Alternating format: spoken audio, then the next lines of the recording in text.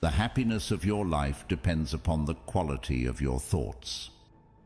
In a world that constantly tries to dictate how we should feel, think, and act, imagine possessing the power to find inner peace and happiness, regardless of the circumstances swirling around you.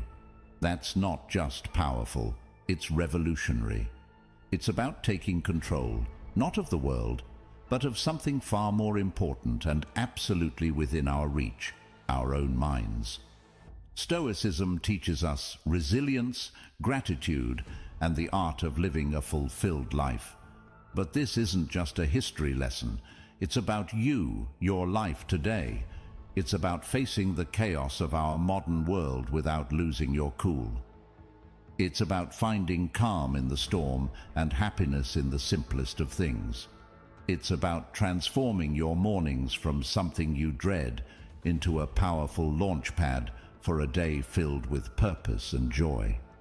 So, if you've ever felt overwhelmed by the noise of life, if you've ever struggled to find a moment's peace, or if you're just curious about how ancient wisdom can be your secret weapon in the 21st century, stick around.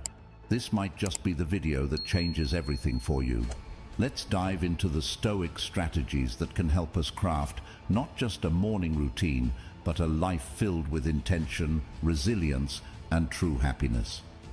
I implore you to give your full attention to this video from start to finish. If you've made it here, you're not like everyone else. You're a standout, someone who seeks depth and wisdom. Your dedication to absorbing this content in full sets you apart even further. Number 1. Find your Ikiguy. This might sound like a fancy term, but it's actually a beautifully simple concept that comes from Japan. It's about discovering that sweet spot where your passions, skills, societal needs, and what you can be paid for all intersect. It's your unique reason for being. Imagine waking up each morning fueled by a clear purpose that excites you, something that makes the thought of hitting snooze just irrelevant. Marcus Aurelius wasn't just about enduring life's hardships with a stiff upper lip. He was deeply invested in the idea that we're all here to play our part, to contribute something meaningful. He urged us to approach each day as an opportunity to fulfill our role with integrity and passion. Now, think about that in the context of Ikiguy. It's not just about finding what you love. It's about aligning it with what the world needs and what you're good at. That's where the magic happens. But how do you start uncovering your Ikiguy? It begins with some introspection. Ask yourself, what am I passionate about? What am I good at? What does the world need from me? What can I get paid for? It's okay if the answers don't come to you right away. This is about the journey, exploring different facets of your life and interests, and seeing where they converge. This quest for your Ikiguy isn't just some fluffy, feel-good exercise. It's about setting the foundation for a life that's rich in meaning and satisfaction. When you align your daily actions with your deeper purpose, even the mundane tasks gain significance. Your relationships start to flourish because you're more present and engaged. Your creativity soars because you're aligned with your true passions. And overall happiness? Well, it becomes more of a constant companion than a fleeting visitor. So, as you think about setting your alarm for tomorrow morning, consider what Ikiguy means for you. What could be so compelling that you'd leap out of bed, eager to start the day? Remember, this isn't about overnight transformation. It's a process, a gentle unfolding, and as Marcus Aurelius would remind us, it's about doing the work, day by day, with dedication and honor. Finding your Ikiguy isn't just about personal fulfillment. It's about embracing your role in the larger tapestry of life, contributing your unique thread to the ever-evolving human story. Number 2. Prepare for your mornings. The ancient Stoics, particularly Marcus Aurelius, were big on the idea that our actions should be purposeful. not just random acts thrown into the wind, but deliberate steps guided by our inner compass. This philosophy extends beautifully into how we prepare for the day ahead, starting the night before. Here's the deal. The quality of your morning begins with how you spend your evening. It's tempting to binge watch your favorite series until the wee hours or scroll through social media until your eyes blur. But let's pause and consider how that sets you up for the next day. Your brain needs time to unwind, to process the day's events, and to recharge for what's ahead. That's where a solid pre-sleep routine comes into play. Imagine treating your evening routine with the same respect and intention as you would any other important aspect of your life. This isn't about rigid self-discipline that sucks the joy out of your evenings. It's about creating a space that supports your well-being and aligns with your goals for the next day. For instance, limiting screen time an hour before bed isn't about denying yourself relaxation. It's about giving your mind the cue that it's time to wind down, making it easier to fall asleep and wake up feeling refreshed. Planning a bit for the next day can also be a game changer. It could be as simple as jotting down your top 3 priorities for tomorrow. This act alone sets a clear direction, ensuring you wake up with a sense of purpose. And here's where the Stoic mindset really shines. It's about acknowledging what's within our control and letting go of what's not. We might not be able to control every detail of our day, but we can certainly influence how we start it. And let's not forget about some deep breathing or meditation to calm the mind. This practice isn't just fluff. It's a powerful tool that signals to your body it's time to rest. Inhaling deeply and exhaling slowly helps reduce stress, lower your heart rate, and prepare your body for a deep, restorative sleep. It's like pressing the reset button, ensuring you wake up not just physically refreshed, but mentally and emotionally as well. Number 3. Avoid distractions after waking up. In today's always-on world, this might sound like a Herculean task, but it's absolutely vital for setting the tone of your entire day. Picture this: the first moments of your morning, untainted by the digital clamor of emails, social media notifications, or the buzzing news cycle. It's just you, your thoughts, and the serene quiet of the dawn. That's not just refreshing, it's empowering. Marcus Aurelius was a strong advocate for living with intention and focus. He wasn't distracted by the notifications of ancient Rome, and believe me, he had his share of distractions. Instead, he emphasized the importance of concentrating on the present moment and the task at hand. He knew something that's even more relevant today.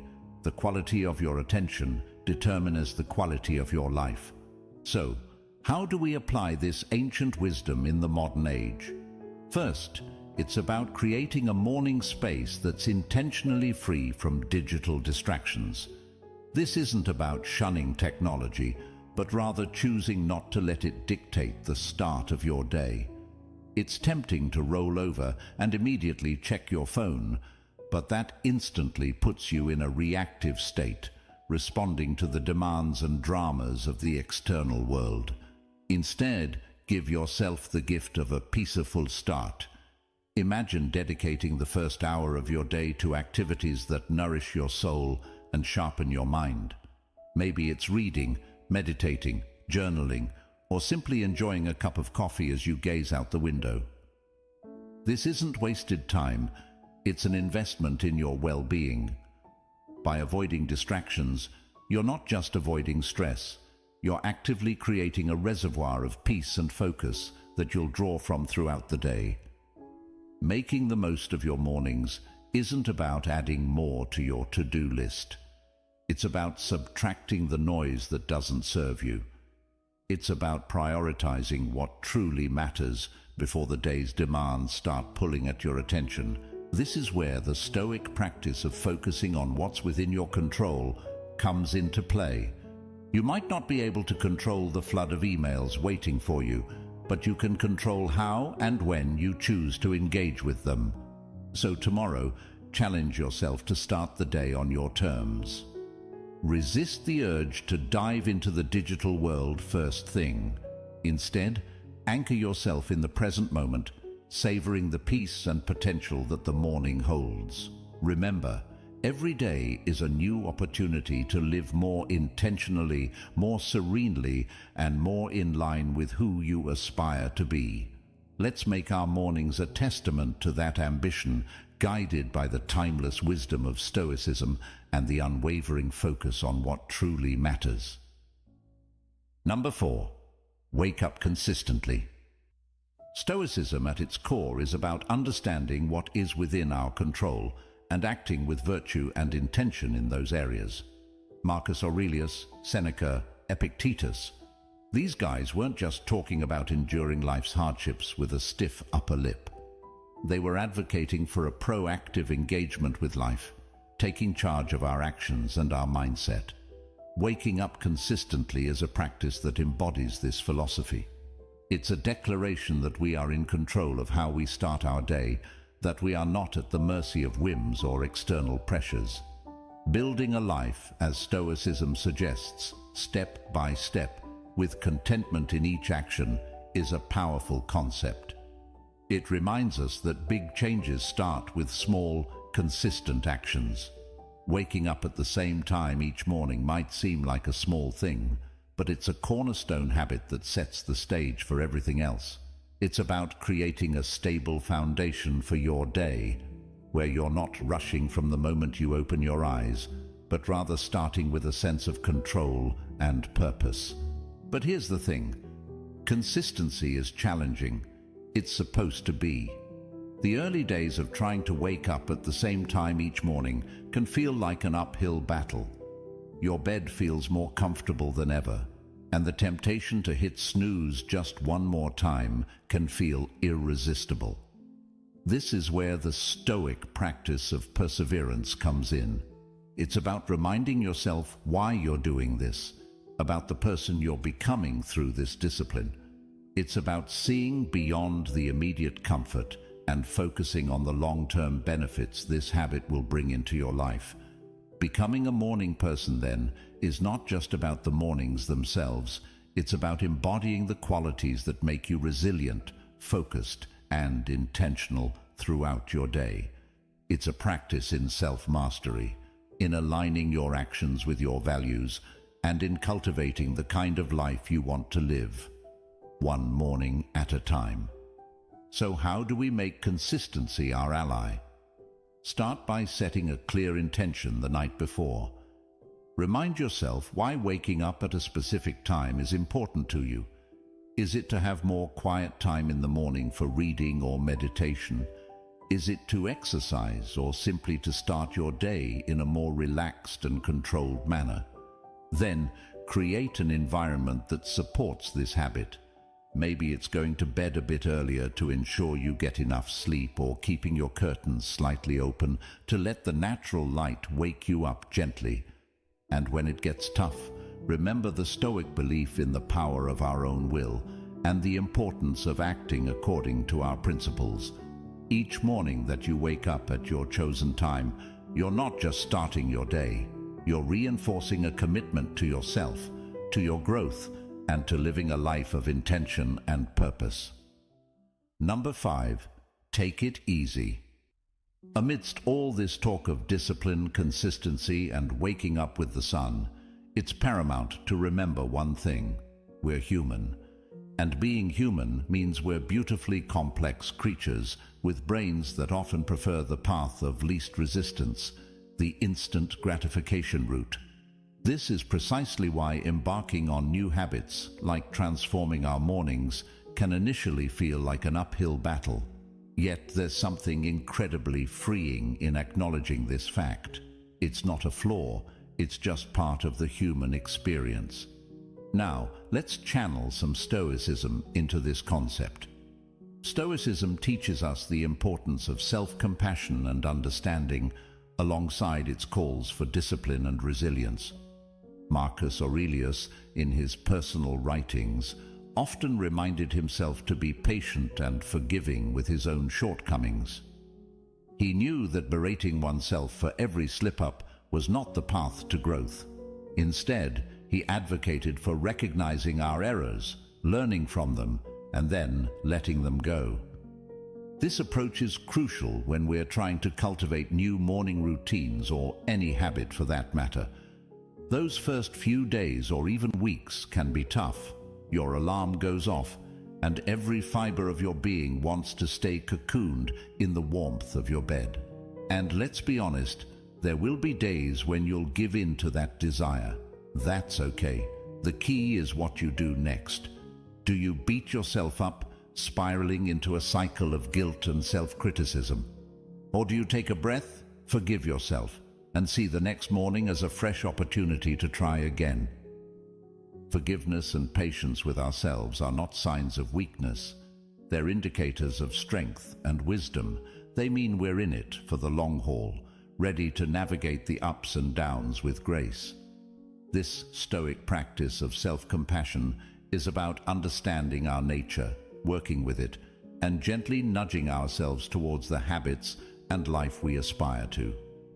Moreover, taking it easy isn't about making excuses or allowing ourselves to perpetually fall short of our goals. It's about recognizing that growth is a process, filled with learning curves and setbacks. It's about understanding that each new day brings with it a new set of challenges and opportunities. And it's in this daily renewal that we find our strength and resilience. So, as you work on embracing those early mornings or any new habit, remember to take it easy on yourself.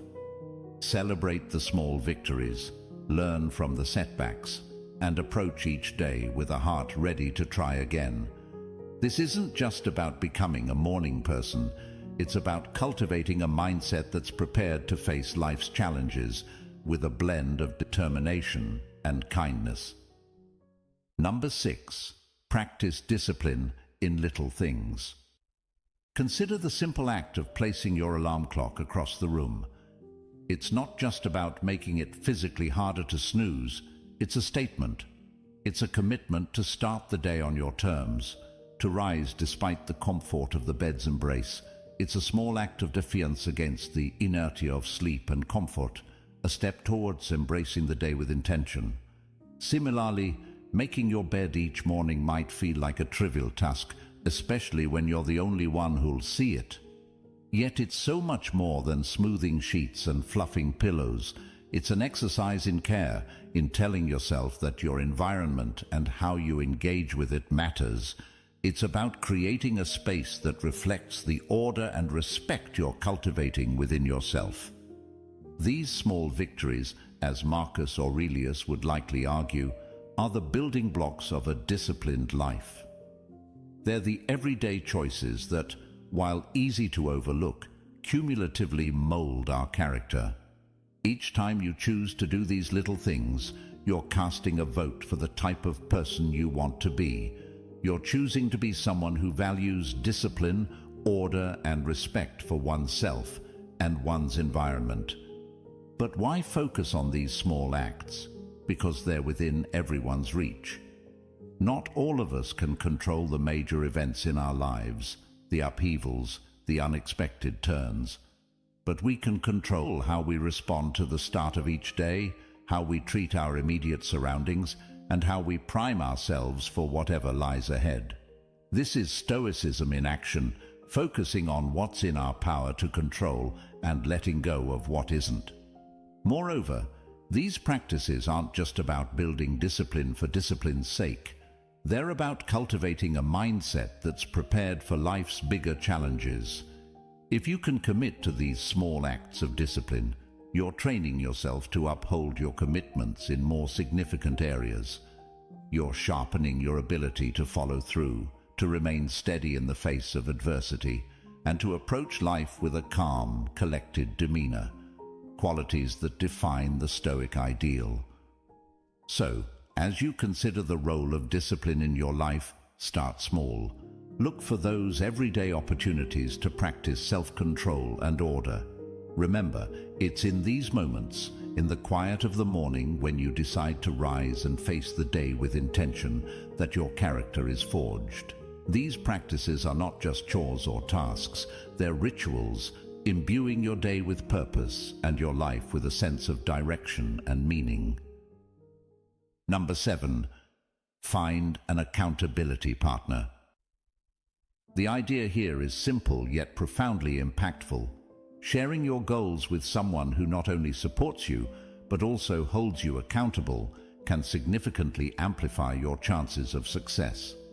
It transforms a personal journey into a shared adventure, making the path to fulfilling your morning routine and, ultimately, your life's purpose less daunting and more enjoyable. Think of your accountability partner as your ally in the pursuit of self-improvement. This person is there to remind you of your commitments when the warmth of your bed feels too comforting to leave in the early hours. They're there to encourage you when progress seems slow and to celebrate your victories, no matter how small. This relationship is a two-way street. It's about mutual support and encouragement, grounded in the understanding that we're all striving to be the best versions of ourselves. The Stoics, including Marcus Aurelius, Seneca, and Epictetus, often emphasized the importance of community and relationships in the development of character and virtue. They believed in the power of wisdom shared, in learning from one another, and in the strength that comes from knowing you're not alone in your struggles. Finding an accountability partner in today's world is a nod to this timeless wisdom, recognizing that while the journey towards self-discipline and purpose is personal, it need not be solitary. Moreover, an accountability partner can help you see blind spots in your routine or approach that you might miss on your own. They can offer new perspectives and insights that can catalyze your growth in unexpected ways. This partnership is about more than just checking in to see if you woke up on time or followed through on your morning meditation. It's about engaging in meaningful dialogue about what's working, what isn't, and how you can both support each other in making adjustments. So, how do you find this accountability partner? Look for someone who shares your commitment to growth and self-improvement. This could be a friend, a family member, or even a colleague. The key is to choose someone you trust, someone with whom you can be open and honest about your goals, struggles, and successes. Once you've found that person, be clear about what you're hoping to achieve and what kind of support you need. Set regular check-ins and be there for each other, offering encouragement, advice, and, when necessary, a gentle nudge back on track. Remember, finding an accountability partner is about more than just external motivation. It's about building a relationship that inspires and uplifts both of you. It's about creating a shared space where honesty, vulnerability, and mutual support are valued and nurtured. In this space, your morning routines and broader life goals become intertwined in a collective effort towards living a more intentional, disciplined, and fulfilling life. Number 8. Remember death. The Stoic practice of reflecting on mortality is a call to action, a prompt to live our lives with purpose and intention. It encourages us not to squander our time on trivialities, but to concentrate on creating a meaningful legacy. Every morning when we wake up, we're presented with a fresh opportunity to engage with life in a meaningful way, to contribute positively to the world around us, and to pursue personal growth and fulfillment. Marcus Aurelius, in his Meditations, often wrote about the fleeting nature of life, emphasizing the importance of living virtuously and making the most of the time we have. This wasn't meant to be somber. Rather, it was a liberating realization that freed him from petty concerns and allowed him to focus on his duties as emperor and as a human being striving for virtue. The idea is that by keeping the end in mind, we're more likely to live our lives with purpose and clarity, prioritizing the things and relationships that truly matter. Remembering death in the context of our morning routines transforms how we approach each day. It's not just another day, it's a day that we've been gifted, one that's not guaranteed to anyone. This realization can profoundly impact how we choose to spend our time, the activities we engage in, the relationships we nurture, and the legacy we strive to build. It's a reminder to live fully, to love deeply, and to leave the world a little better than we found it. Moreover, this Stoic practice helps us maintain perspective in the face of life's inevitable challenges and setbacks. When we remember that our time is limited, the daily annoyances and obstacles lose much of their power over us. We become more resilient, more focused on our long-term goals, and less likely to be derailed by temporary difficulties. It's a practice that fosters gratitude for the present moment and inspires us to make the most of it. So, how can we incorporate this Stoic principle into our daily lives? It begins with a moment of reflection each morning. Consider the day ahead as a blank canvas, an opportunity to contribute positively to your life story and to those around you. Ask yourself, if this were my last day, would I be proud of how I'm choosing to spend it? This doesn't mean living in a constant state of existential crisis, but rather cultivating a deep appreciation for the now, for the opportunity to live, learn, and love. In embracing the Stoic practice of remembering death, we're not focusing on the end but on the present and how we choose to live each day. It's a powerful antidote to complacency and a reminder to live our lives with intention, purpose, and gratitude. So let's greet each morning with the awareness that it is a gift, an opportunity to craft a life that's rich in meaning and aligned with our deepest values. This is the essence of living stoically, of making the most of our finite time in this world to create a legacy that endures. Number 9. Practice negative visualization. We're often told to focus on the positive, to visualize success and happiness in order to attract them into our lives. However, the Stoics, in their profound wisdom, offer a different perspective that's not only practical, but incredibly empowering. Negative visualization isn't about pessimism. Rather, it's a tool for resilience, preparation, and ultimately, greater appreciation of the present. The essence of this practice is to periodically imagine the challenges, losses, or difficulties you might face in life. This could range from minor inconveniences, like a missed bus or a rainy day, to more significant hardships, such as the loss of a job or a loved one. The purpose isn't to dwell on these scenarios in a way that breeds fear or anxiety, but to mentally rehearse how you would cope with such situations should they arise.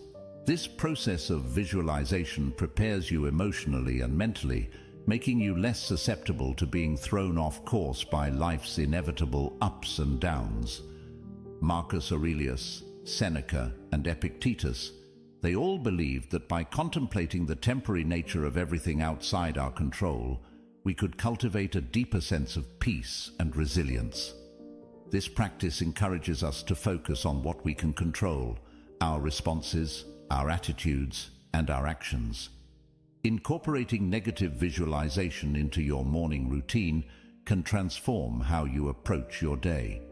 Instead of stepping out the door blind to the potential challenges ahead, you're mentally equipped to face them. It's like a mental training session where you strengthen your resilience muscles, so when life inevitably throws a curveball your way, you're not knocked off your feet. You've already rehearsed this moment in your mind and can draw upon your pre-visualized strategies to navigate through it. Moreover, this practice has a beautiful, somewhat paradoxical effect. It enhances our gratitude for the present moment. By imagining life without some of the things we take for granted, we come back to reality with a renewed appreciation for them. It's a reminder of how much we have to be thankful for right now, in this moment. This isn't about dwelling in fear of loss, but about using the thought of it to deepen our appreciation for the here and now. So, how do we practice negative visualization in a healthy, constructive way? Start with a few moments in the morning to contemplate potential challenges of the day or broader future possibilities. Visualize how you would ideally respond, what strengths you would draw upon, what lessons you could learn, and how you could grow from the experience. Then let go of the visualization and proceed with your day, carrying with you a sense of preparedness and an enhanced appreciation for your current circumstances. Number 10. Appreciate your life. Incorporating gratitude into our lives, especially as we end our day, can have a transformative impact on our well-being and outlook. Keeping a gratitude journal is a beautifully simple yet profoundly effective way to cultivate this sense of appreciation. It's about taking a few moments before we sleep to reflect on the day and jot down a few things we're grateful for. This could be anything from a kind gesture from a stranger, a beautiful sunset, the completion of a challenging task, or simply the comfort of our bed, waiting to embrace us at the end of a long day. The act of writing down what we're grateful for shifts our focus from what's lacking in our lives to the abundance that's already present. It's a practice that aligns perfectly with Stoic teachings, which emphasize focusing on what we have rather than what we don't, on what's within our control rather than what isn't.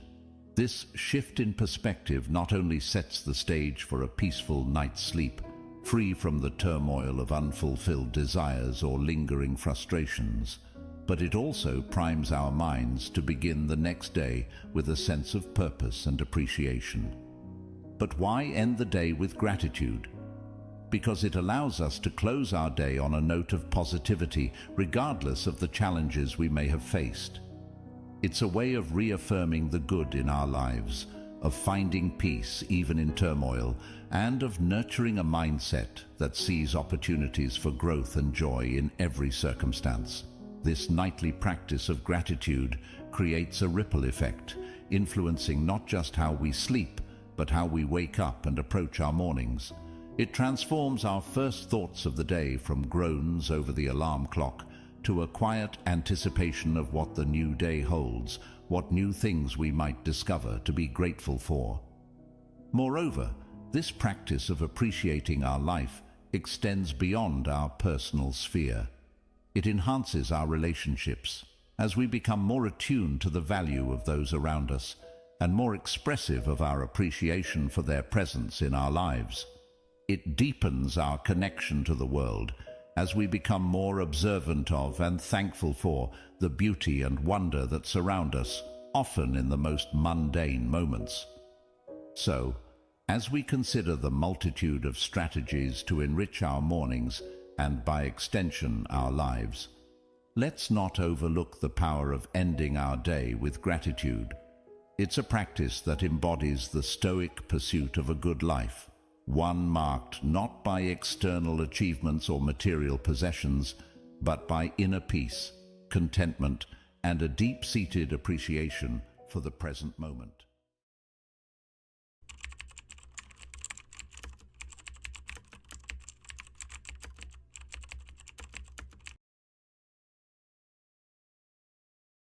Did you know that the secret to transforming your life's biggest challenges into your greatest opportunities might have been discovered over 2,000 years ago?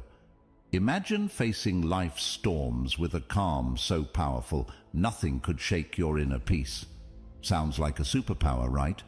Well, it's not just a fantasy, this ancient superpower. It's an age-old philosophy that's as practical today as it was in the bustling markets and marble halls of ancient Rome and Greece. Stoicism teaches us that while we can't control every aspect of our lives, we have absolute power over how we choose to react. And in today's world, where uncertainty seems to be the only certainty, these teachings could be the anchor we've all been searching for. What if I told you that Stoicism is more about action than thought? It's about living a life filled with purpose, resilience, and happiness, no matter what life throws your way. It's not about suppressing your emotions, but understanding and managing them to lead a more fulfilling life. So, whether you're dealing with stress, facing adversity, or simply looking to find more joy in the everyday, stick around.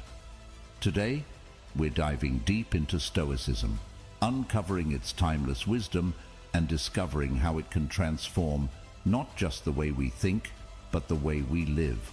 If you're eager to embark on this journey of transformation, don't forget to subscribe, share, and hit that like button. Stick with me till the end without skipping, because every moment of this video is a step towards uncovering the Stoic wisdom that can change your life.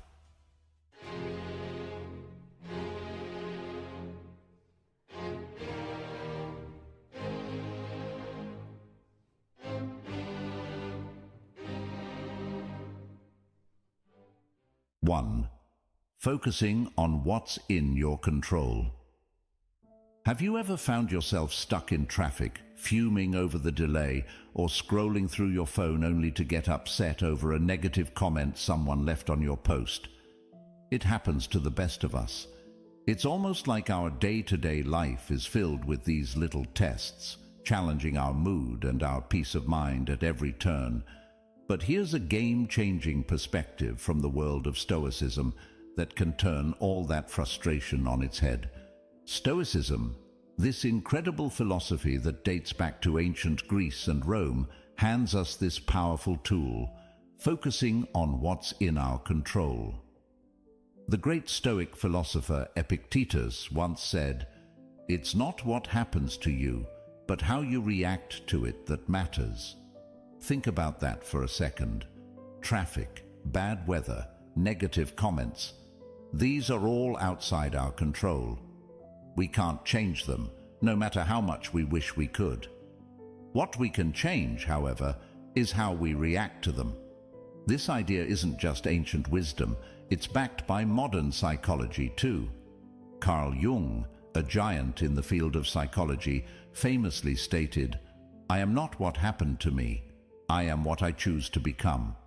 This aligns perfectly with the Stoic practice. It's about recognizing that the only real power we have is over our own reactions, thoughts, and actions. Let's break it down a bit. Say you're in that traffic jam, late for an important meeting. You can spend that time stewing in anger, honking your horn, and stressing out, which, let's be honest, won't make the cars ahead move any faster. Or you can take a deep breath, accept the situation, and maybe use the time to listen to a podcast, an audiobook, or simply enjoy some music. The traffic hasn't changed, but your response to it has. And with that shift, your stress levels drop, and your day looks a bit brighter. This Stoic principle of focusing on what you can control extends far beyond just dealing with traffic or weather. It applies to our personal goals, our reactions to others, and our approach to obstacles in life. As Marcus Aurelius, another Stoic heavyweight, reminds us, you have power over your mind, not outside events. Realize this, and you will find strength. So next time you find yourself getting worked up over something outside your control, remember these wise words from our Stoic friends. Ask yourself, is this within my control? If it's not, let it go. Focus on your reaction, your mindset, and your actions. This simple shift can have a profound impact on your stress levels and overall happiness. It's not always easy, but it's worth practicing every day. Remember, it's about progress, not perfection. And as we learn to focus more on what's in our control, we'll find ourselves not just surviving life's challenges, but thriving in spite of them. 2. Embracing obstacles as opportunities. Stoicism teaches us the art of embracing obstacles as opportunities. It sounds counterintuitive, right? Most of us are programmed to view obstacles as just that, barriers to our success and happiness. But Stoics like Marcus Aurelius, Seneca, and Epictetus flip this narrative on its head. They tell us, when life throws you a curveball, Instead of asking, "Why me?" ask, "What can I learn?" This is a game changer. Marcus Aurelius, the Roman emperor and a Stoic philosopher, penned in his personal writings, "The impediment to action advances action. What stands in the way becomes the way." What he means here is that every obstacle, no matter how daunting, not only tests our resilience, but also teaches us valuable lessons. It's about finding the silver lining in tough situations and using it to fuel our growth. This perspective isn't just ancient philosophy, it's backed by modern thinkers too. The famous psychologist Carl Jung said, "What you resist persists." By fighting against obstacles, we give them more power over us, but by accepting and learning from them, we can overcome them.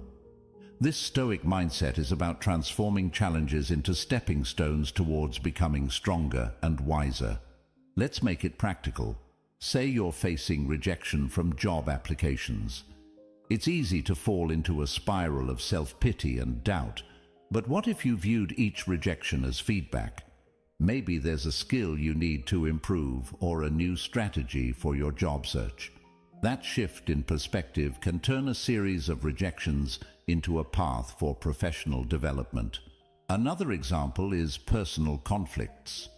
They're uncomfortable and stressful, but they also offer a chance to practice patience, empathy, and communication skills.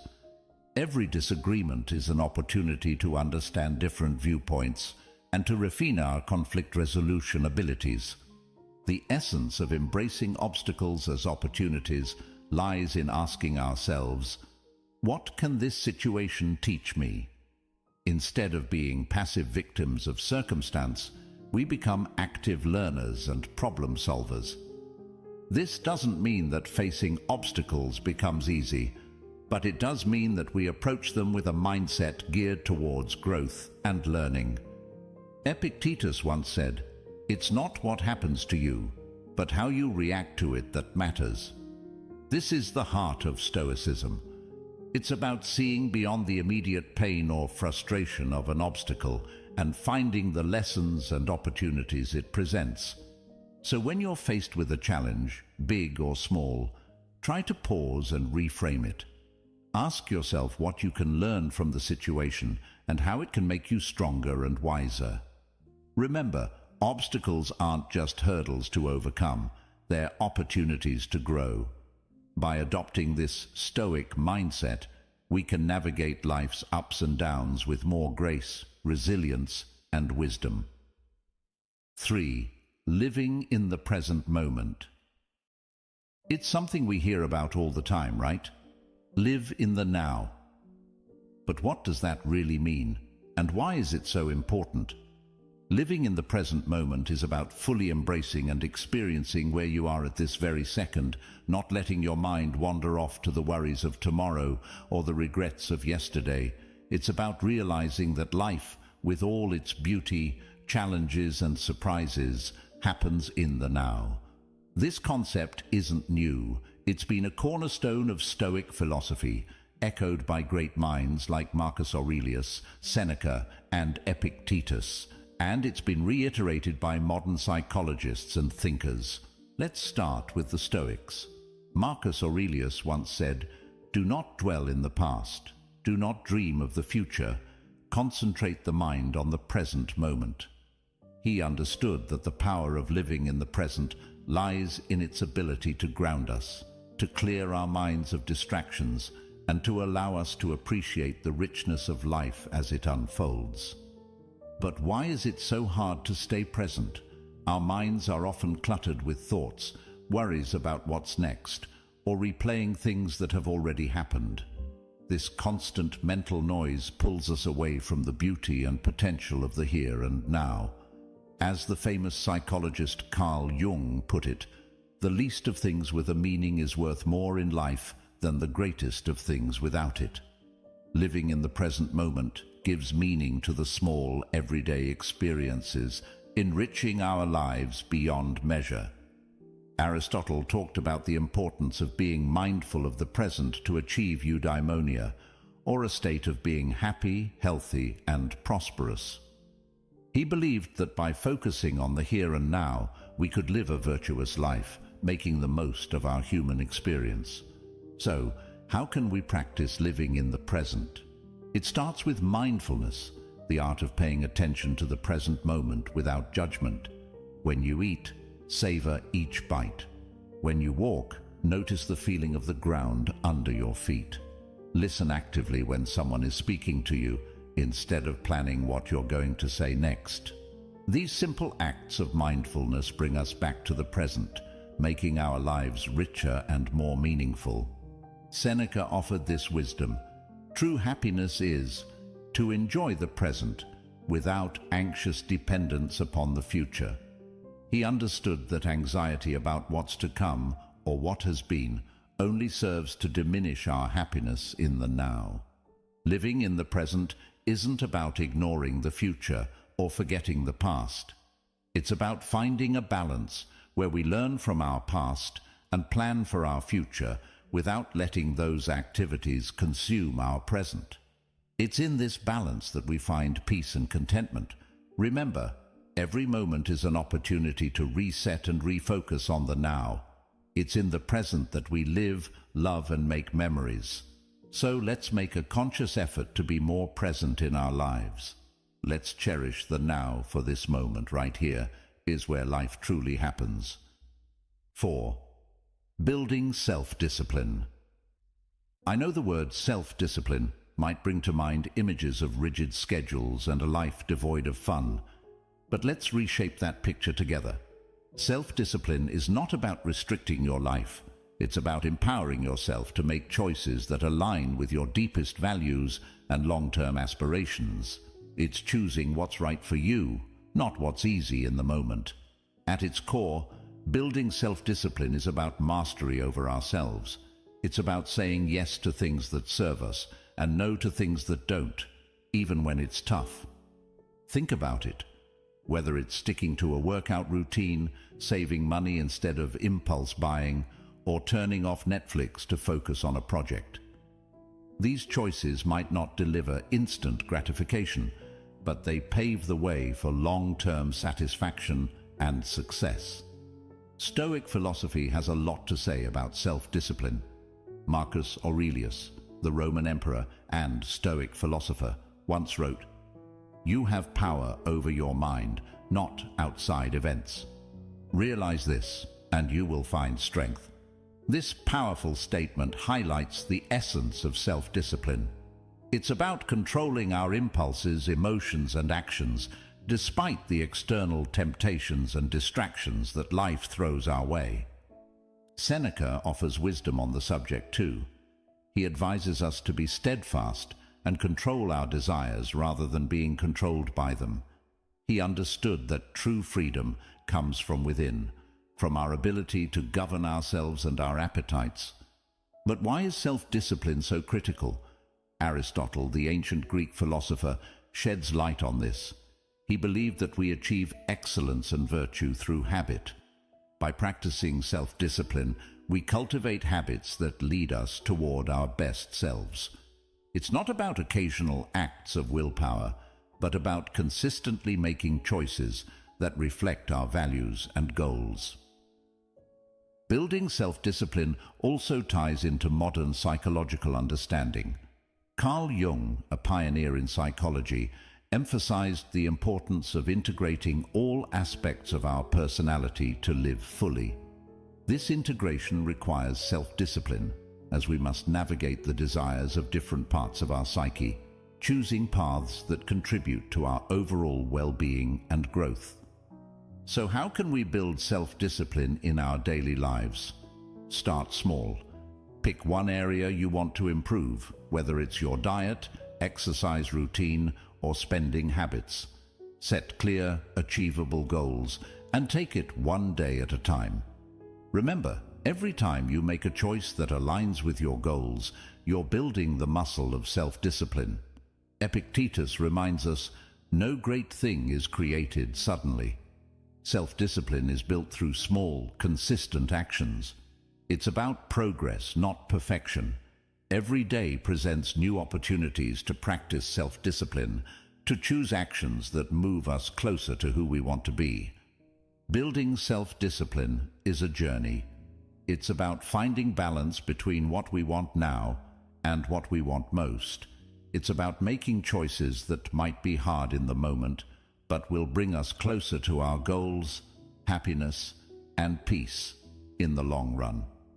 So, let's commit to this journey together, supporting one another in choosing what's right, not what's easy. Remember, in the realm of self-discipline lies the path to achieving our dreams and living a life we truly love. 5. Developing emotional resilience. When life throws its curveballs, we all experience a whirlwind of emotions. Feeling angry, sad, or frustrated is a natural part of being human. But here's the kicker. It's not just about the emotions we feel, it's about how we handle them. That's where the magic of emotional resilience comes in. Emotional resilience is like this superpower that allows us to navigate through life's storms with grace and come out stronger on the other side. It's about acknowledging our emotions, understanding them, and then taking positive steps to move forward, rather than being swept away by the tide of our feelings. The Stoics had a lot to say about this. Marcus Aurelius, for example, reminds us, "You have power over your mind, not outside events. Realize this, and you will find strength." This profound insight touches the essence of emotional resilience. It's about recognizing that while we might not have control over what happens to us, we have control over how we respond. Our emotions don't have to control our actions. Seneca offers wisdom on facing adversity without losing our composure. He teaches that life's hardships are tests of our character and resilience. By facing our feelings with understanding and patience, we can grow wiser and more robust. But how do we develop this emotional resilience? It starts with self-awareness. Being mindful of our emotions and reactions helps us understand ourselves better. It's okay to feel what we're feeling, but instead of reacting impulsively, we can choose to respond in a way that aligns with our values and long-term well-being. Aristotle spoke about the golden mean, finding the balance between excess and deficiency. This concept applies beautifully to emotional resilience.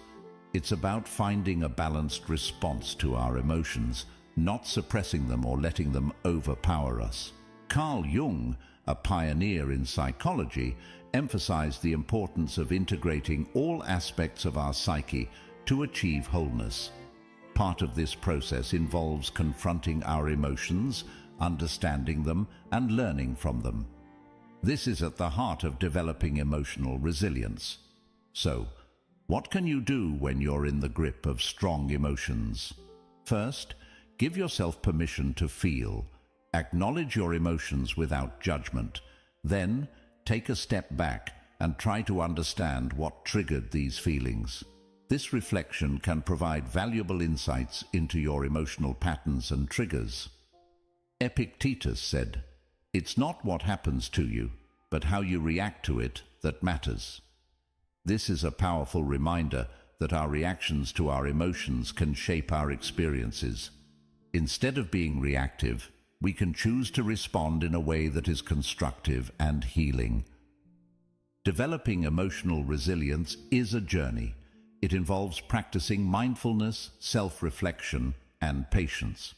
It's about building a toolkit of coping strategies like journaling, talking to a trusted friend, or practicing relaxation techniques. Most importantly, it's about treating yourself with kindness and compassion as you navigate through your emotions.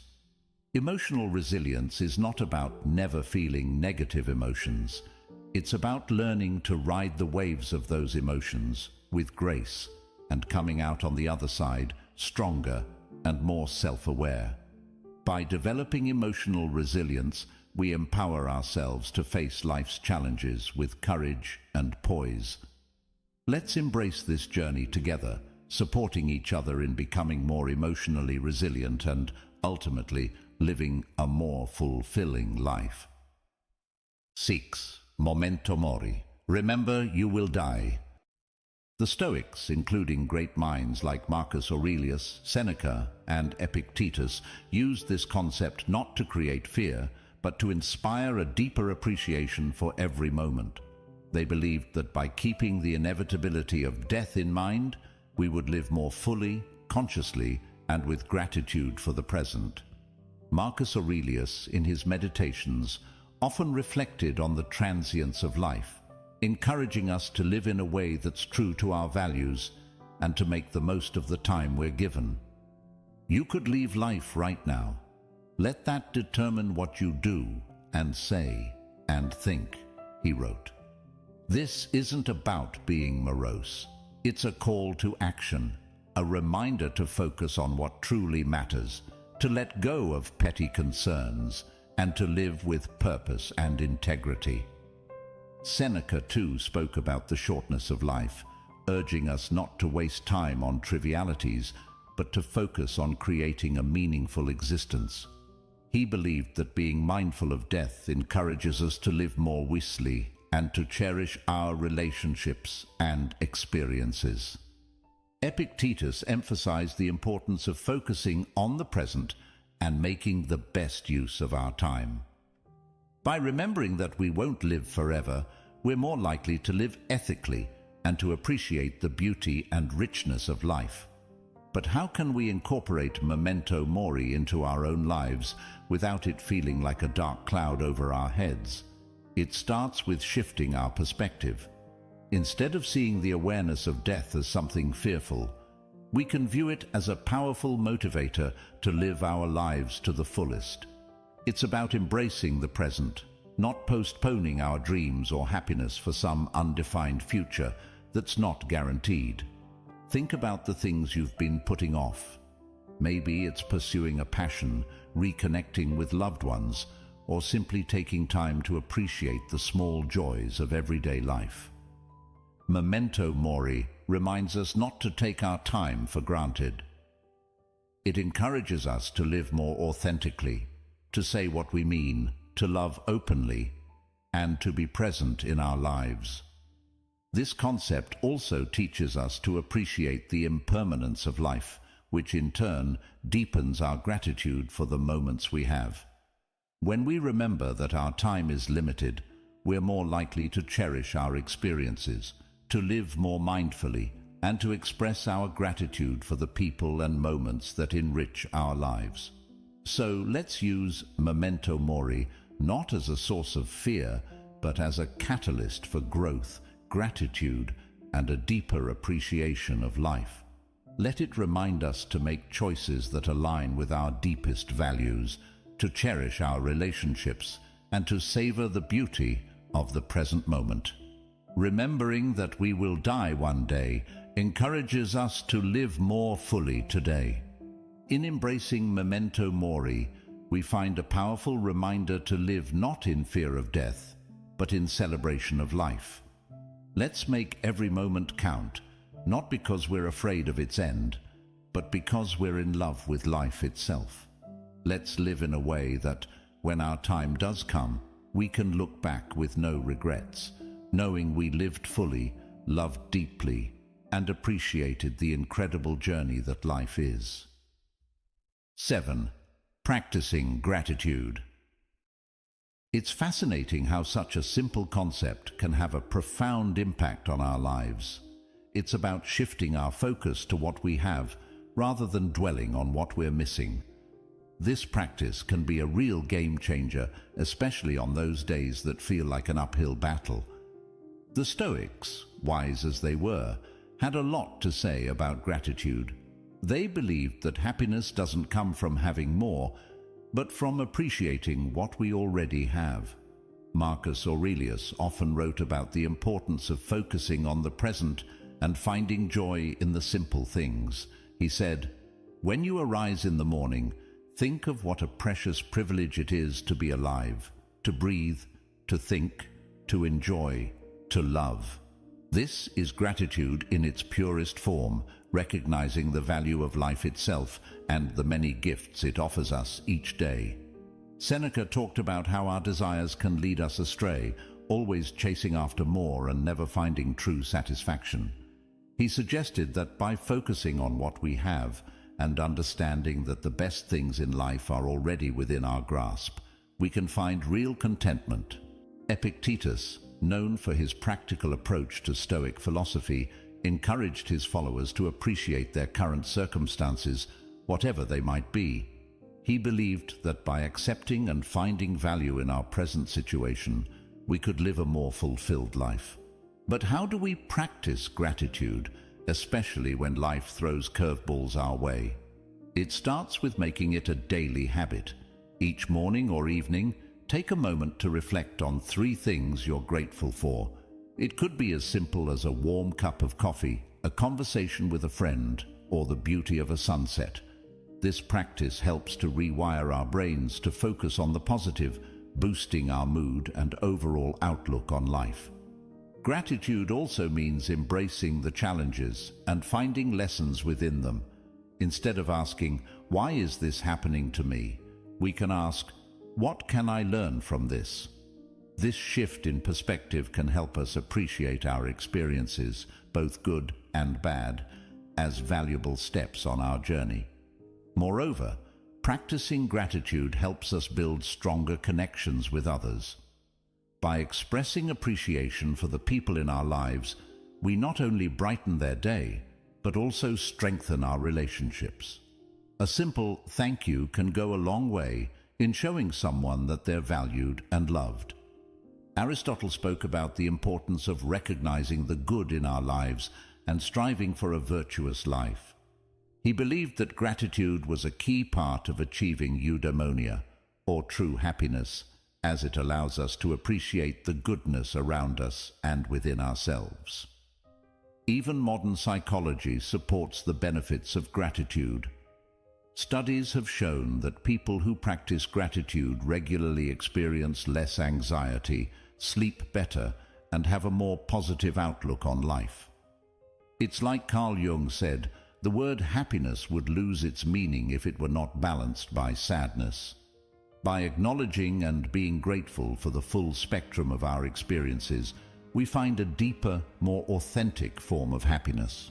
So let's make gratitude a cornerstone of our daily lives.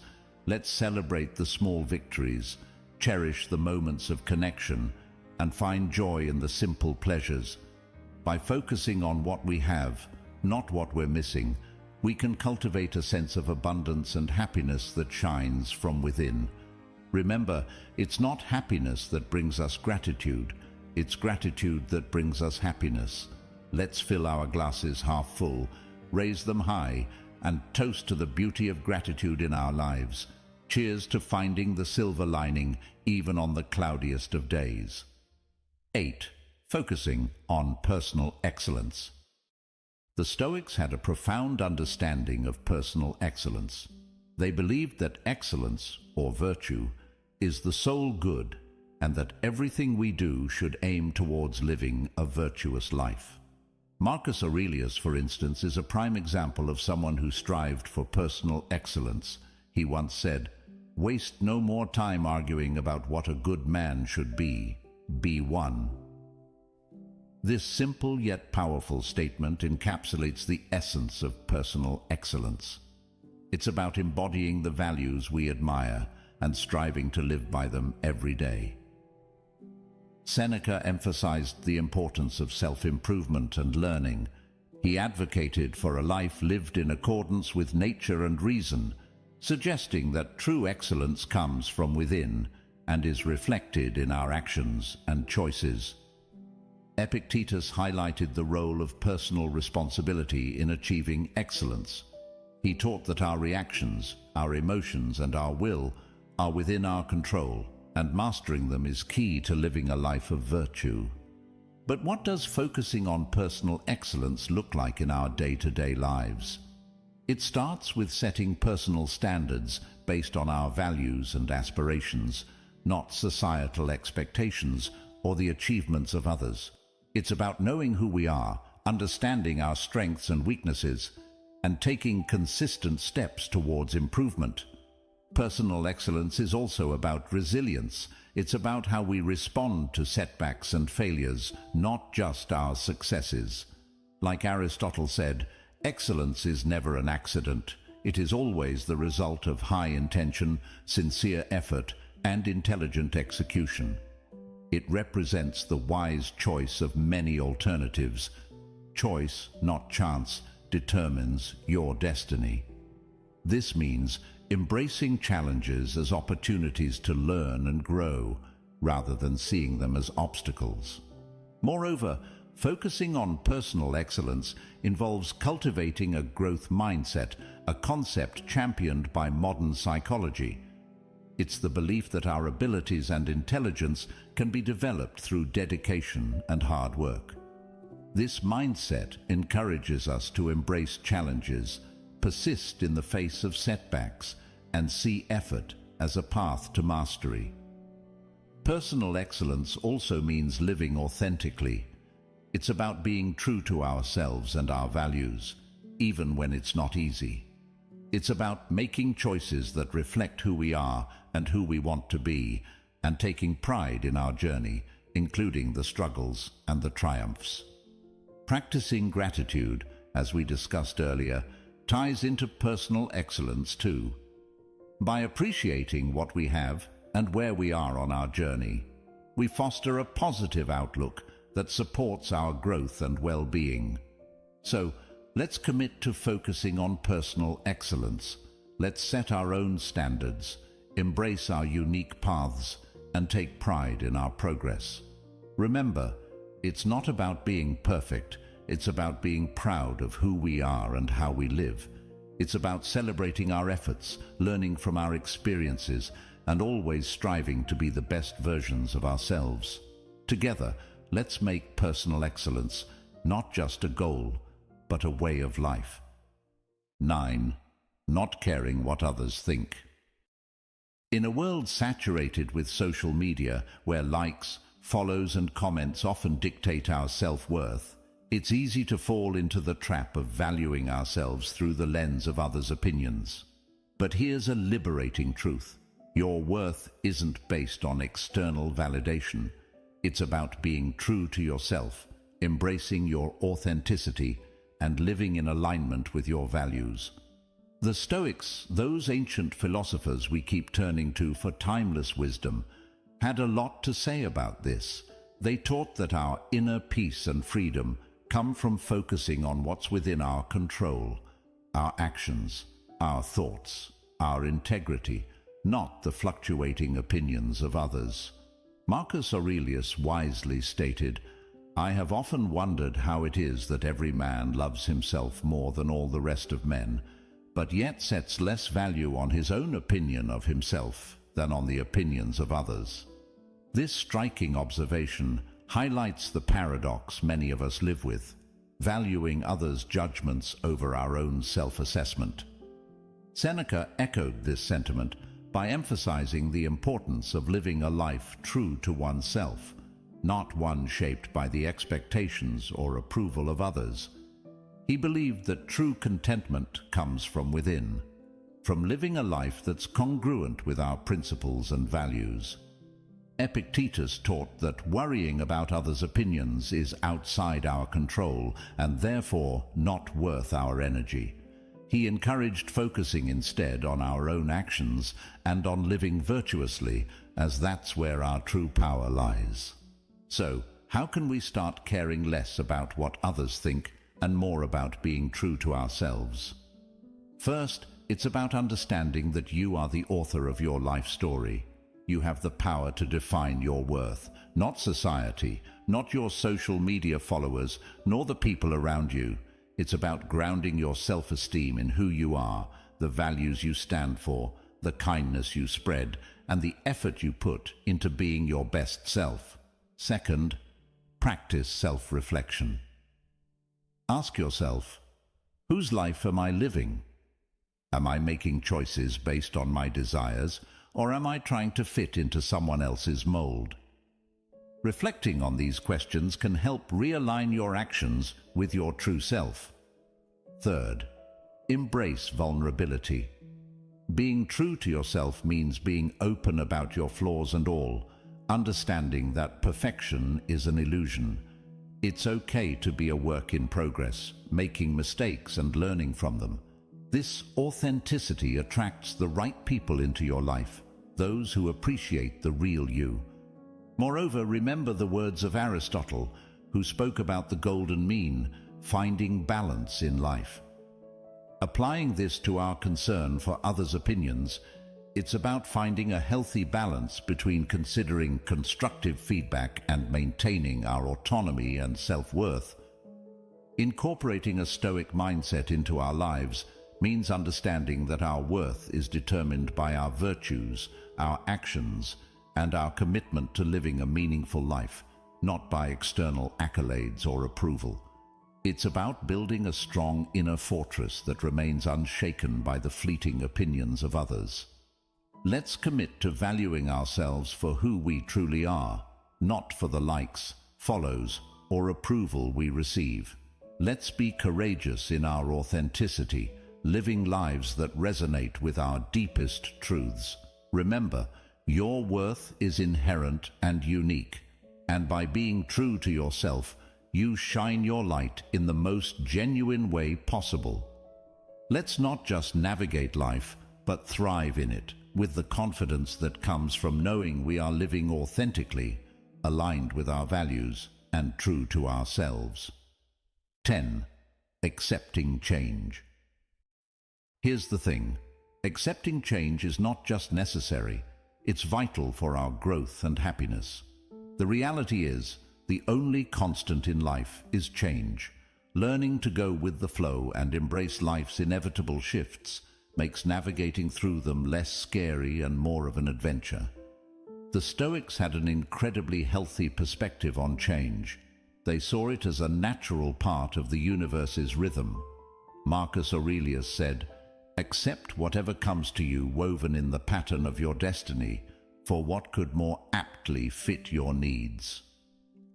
This profound acceptance of change as part of the fabric of life helps us understand that each change, whether we perceive it as good or bad, has its place in our story. Seneca taught that becoming too attached to our current circumstances can lead to disappointment because inevitably those circumstances will change. He advised us to be flexible and to understand that change is not just a part of life, but a necessary component of our personal development and happiness. Epictetus encouraged us to distinguish between what we can control and what we can't.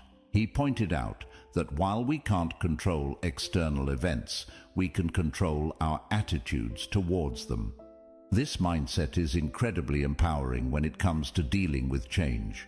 It's about focusing on our responses, finding the opportunities for growth within the change, and moving forward with resilience. But how can we become more accepting of change? First, by acknowledging that change is inevitable. It's the natural order of things. Everything around us is in a constant state of flux. Seasons change, people come and go, and our very selves are renewing themselves as we speak. Embracing change means embracing life itself. Second, by practicing mindfulness. Being present in the moment allows us to appreciate our current experiences without clinging to them. This awareness creates a space for acceptance when those experiences inevitably evolve or come to an end. Third, by seeking the lessons in change. Every shift in our lives, no matter how challenging, comes with opportunities to learn and grow. Instead of asking, "Why is this happening to me?" we can ask, "What can I learn from this?" This shift in perspective can turn the challenges of change into stepping stones for personal development. Aristotle spoke about the importance of pursuing a virtuous life as the key to happiness. Part of virtue is adaptability, the ability to navigate life's changes with grace and wisdom. It's about finding balance and harmony within the flux of life. Modern psychology supports this Stoic approach to change. Viewing change as an opportunity rather than a threat can significantly reduce our stress and anxiety levels. It can enhance our resilience, making us better equipped to handle whatever life throws our way. Let's remind ourselves that change is not just something to endure, but to welcome as a natural, enriching part of our journey. By accepting change, we open ourselves to new experiences, growth, and the beautiful unfolding of our unique paths in life. Remember, going with the flow isn't about passivity. It's about actively engaging with life in its full, dynamic complexity. Let's navigate the currents of change with courage, grace, and a heart open to the endless possibilities that change brings. 11. Practicing compassion and empathy. Despite our differences, we're all in this together, navigating the complex journey of life. By fostering an understanding and caring attitude towards others, we contribute to making the world a kinder, more loving place. The Stoics, those ancient philosophers who continue to enlighten us with their timeless wisdom, placed great importance on the virtues of compassion and empathy. They believed in the interconnectedness of all humans and taught that kindness and understanding towards others are essential aspects of living a virtuous life. Marcus Aurelius, for instance, reminded us that human beings are social creatures by nature, meant to live in harmony and cooperation with one another. He said, "What brings no benefit to the hive brings none to the bee." This beautifully illustrates the idea that our well-being is intrinsically linked to the well-being of others. Seneca emphasized the importance of treating others with kindness and generosity. He argued that compassion is a natural human instinct, and that by helping others, we also help ourselves. In his writings, Seneca encourages us to extend our empathy even to those who have wronged us, understanding that they too are acting out of their own struggles and limitations. Epictetus taught that we should strive to understand others' perspectives, recognizing that everyone has their reasons for their actions. This doesn't mean condoning harmful behavior, but rather approaching others with a mindset of empathy, seeking to understand their experiences and viewpoints. But how can we practice compassion and empathy in our daily lives? It starts with listening, truly listening to the stories, experiences, and feelings of those around us. It's about putting ourselves in their shoes, imagining their struggles, their joys, their fears, and their hopes. This act of understanding can bridge the gap between us, fostering a sense of connection and shared humanity. Another way to cultivate compassion and empathy is through acts of kindness, no matter how small. A smile, a kind word, a listening ear. These can all make a significant difference in someone's day. By being present and attentive to others, we signal that they matter, that their feelings and experiences are valid and important. Practicing compassion and empathy also means being there for others in times of need, offering support and understanding without judgment. It's about recognizing the value and dignity of every person, regardless of our differences. The ancient philosopher Aristotle spoke about the importance of friendship and the role of empathy in building strong, meaningful relationships. He believed that true friends not only share in each other's joys, but also in their sorrows, supporting each other with empathy and understanding. Modern psychology supports the Stoic emphasis on compassion and empathy, showing that these virtues not only enhance our relationships, but also our own emotional well-being. By caring for others, we foster a sense of belonging, purpose, and happiness in our own lives.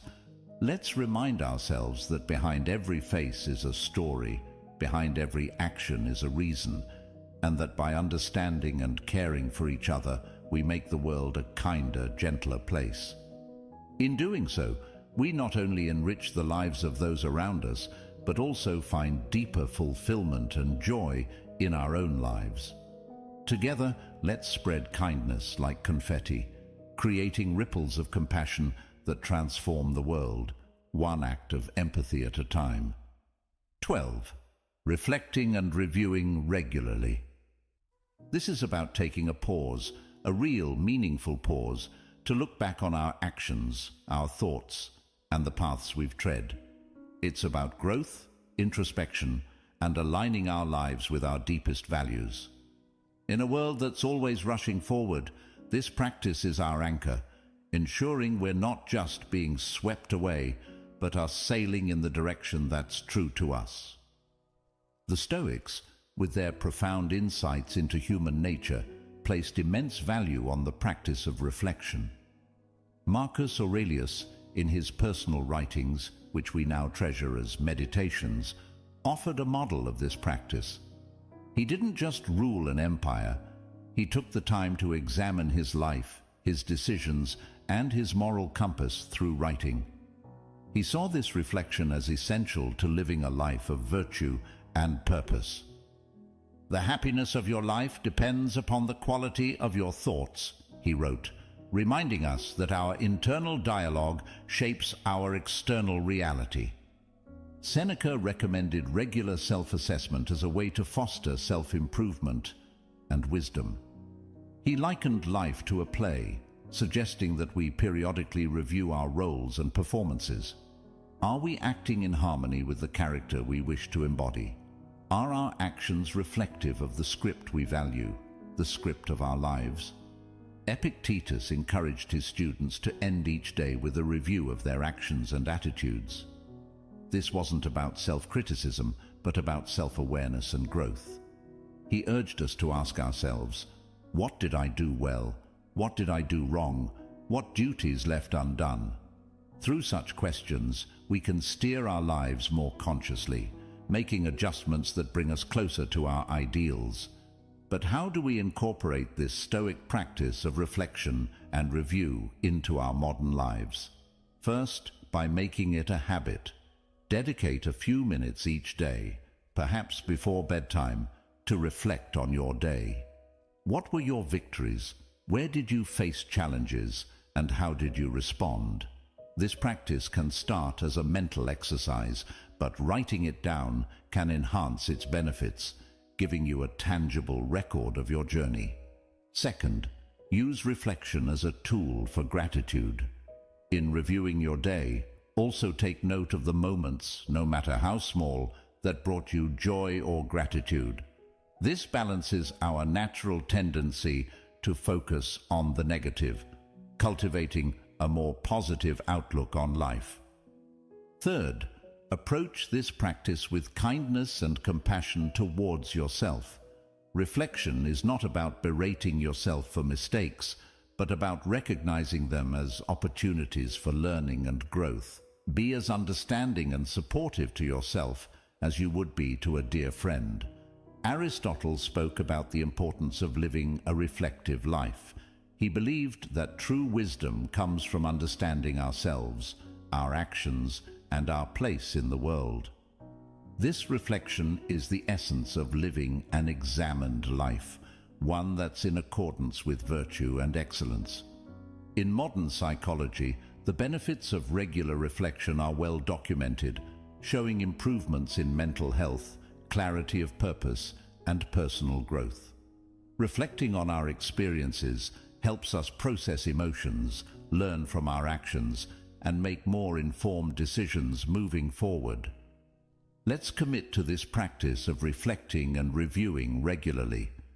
Let it be our guidepost, ensuring that we're not just passively experiencing life, but actively shaping it according to our values. By taking the time to look back, we gain the insight needed to move forward, more aligned, more aware, and more in tune with the essence of who we are and who we aspire to be. Let's cherish this journey of introspection, for it is in knowing ourselves that we find the path to true fulfillment and joy.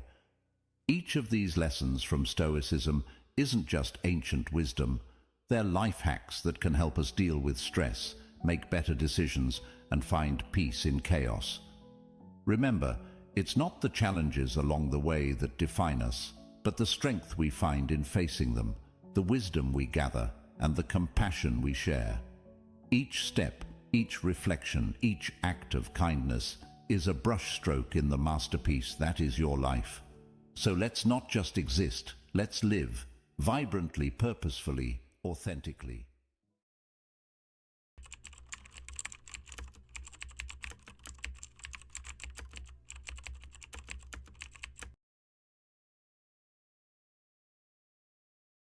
It's a harsh reality, but some people in our lives take pleasure in causing harm and chaos.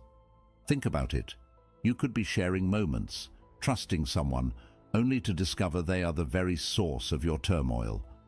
Today, we dive deep into a topic that's as fascinating as it is frightening, recognizing the signs you're dealing with an evil person. Whether it's a colleague, a friend, or even a family member, these individuals can be masters of deception, hiding their true nature behind charm and charisma. Today, we're not just exploring this dark side of human behavior out of curiosity. Understanding these signs can be life-changing. The Stoics believed in the power of perception and the importance of living a life guided by reason and virtue. By identifying and understanding these toxic traits, we can protect our peace of mind and cultivate healthier relationships, staying true to the Stoic principles of wisdom and self-control. Stay with us as we uncover 5 telltale signs of an evil person. By the end of this video, you'll not only be better equipped to spot these behaviors, but also learn practical ways to safeguard your mental health and well-being. And if you appreciate what we're doing here, a simple free favor I'll ask from you is to hit the subscribe button. And please, don't skip any part of the video. You won't want to miss our special bonus section, where I'll share an effective strategy for setting firm boundaries with these individuals. Let's embark on this journey of self-awareness and resilience together. Number 1. Charming and charismatic at first. When we talk about people who seem charming and charismatic at first, it's important to remember that appearances can be deceiving. These individuals often have a way of lighting up a room, making everyone around them feel special and valued. They know exactly what to say to make you feel like you've just made a new best friend. At first glance, they seem like the perfect person, witty, engaging, and seemingly interested in your life. It's easy to get swept up in their charm, thinking you've found someone truly special. However, the Stoics teach us to look beyond the surface and seek the truth through rational thought and observation. Over time, you might start to notice little cracks in their facade. Maybe they always need to be the center of attention, overshadowing others in social settings. They might talk over you, interrupt you, or even subtly put you down in front of others. These aren't just quirks or signs of an extroverted personality, they're red flags. The Stoics would advise us to observe these behaviors with a clear mind, unclouded by the initial excitement of their charisma. Imagine being at a party where this person is the life of the event, telling jokes and captivating the crowd. At first, it feels great to be in their orbit. But as the evening progresses, you realize they're dominating every conversation, making everything about themselves. When you try to share something about your life, they quickly redirect the topic back to them. This is where the Stoic principle of apatheia, a state of being undisturbed by external things, comes in handy. By staying emotionally balanced, you can see through their charming act and recognize the self-centered nature underneath. It's also crucial to pay attention to how they react when things don't go their way. A person who is genuinely kind and caring will handle disappointments and disagreements with grace and understanding. But someone who is merely playing a role to gain your trust might quickly become angry or defensive. They might lash out or try to manipulate the situation to regain control.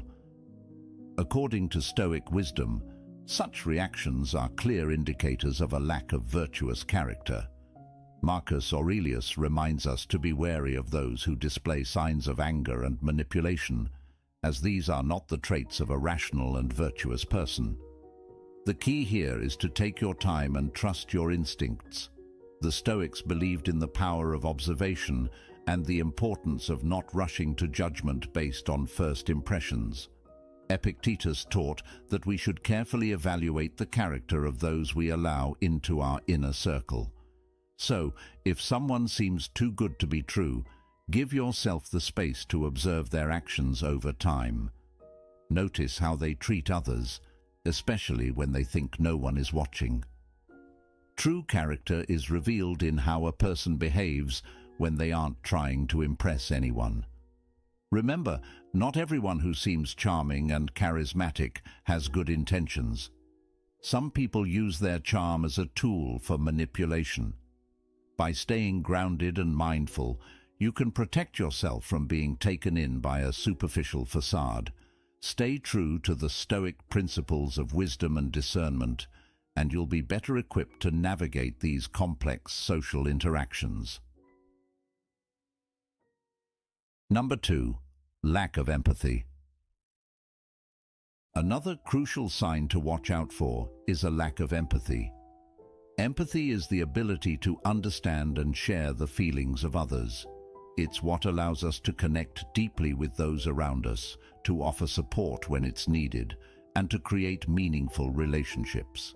However, there are individuals out there who seem to completely lack this essential human trait.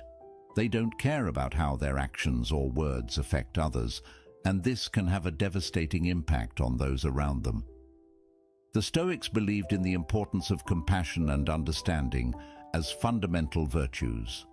Marcus Aurelius often spoke about the interconnectedness of humanity and the need to consider the well-being of others as part of our own well-being. So, when we encounter someone who shows a blatant disregard for the feelings of others, it's a serious red flag. Imagine you're sharing something deeply personal with a friend, hoping for some comfort or understanding. Instead of showing any genuine concern, they brush off your feelings or even mock your vulnerability. This lack of empathy can make you feel isolated and misunderstood. It's not just about them not being there for you in tough times. It's also about them failing to share in your joy or celebrate your successes. A person who lacks empathy won't cheer for your achievements. They might even undermine them or take credit themselves. This behavior is not just limited to personal relationships. Consider a boss who pushes their employees to the brink, showing no concern for their well-being. They might demand long hours without fair compensation, ignore requests for time off, or publicly criticize employees in a way that's meant to humiliate rather than constructively guide. This creates a toxic work environment where people feel undervalued and stressed. The Stoics would advise us to maintain our inner peace and integrity in such situations, recognizing that the lack of empathy in others is a reflection of their character, not ours. Furthermore, a lack of empathy can lead to more sinister behaviors. People who cannot empathize with others may engage in actions that are outright cruel, all without any sense of guilt or remorse. They might lie, cheat, or even inflict physical harm without a second thought about the pain they're causing. The Stoic philosopher Seneca emphasized the importance of kindness and justice, teaching that our actions should always reflect our inner virtue. When someone lacks empathy, they're fundamentally disconnected from these values. A lack of empathy is also evident in smaller, everyday interactions. For example, you might notice that someone constantly interrupts conversations to talk about themselves, shows little interest in what others have to say, or fails to offer help when it's clearly needed. These might seem like minor annoyances at first, but they add up to a pattern of behavior that reveals a deeper issue. The Stoics would remind us to be observant and discerning, understanding that these small signs are indicative of a person's true character. If you find yourself dealing with someone who consistently lacks empathy, It's important to set boundaries to protect your own mental and emotional health. The Stoics believed in the importance of maintaining our own well-being and not allowing the negativity of others to disturb our peace. You have the right to distance yourself from those who drain your energy and bring you down. Number 3. Manipulation. Another major sign of an evil person is manipulation. Manipulation is when someone uses deceit or cunning tactics to control or influence others to get what they want. It's a subtle, often insidious behavior that can be incredibly damaging to those on the receiving end. Manipulators are skilled at twisting situations, making you question your reality and bending your will to suit their needs. This can leave you feeling confused, powerless, and unsure of your own judgments. Let's think about manipulation from a Stoic perspective. The Stoics valued clarity of thought and the ability to see things as they truly are.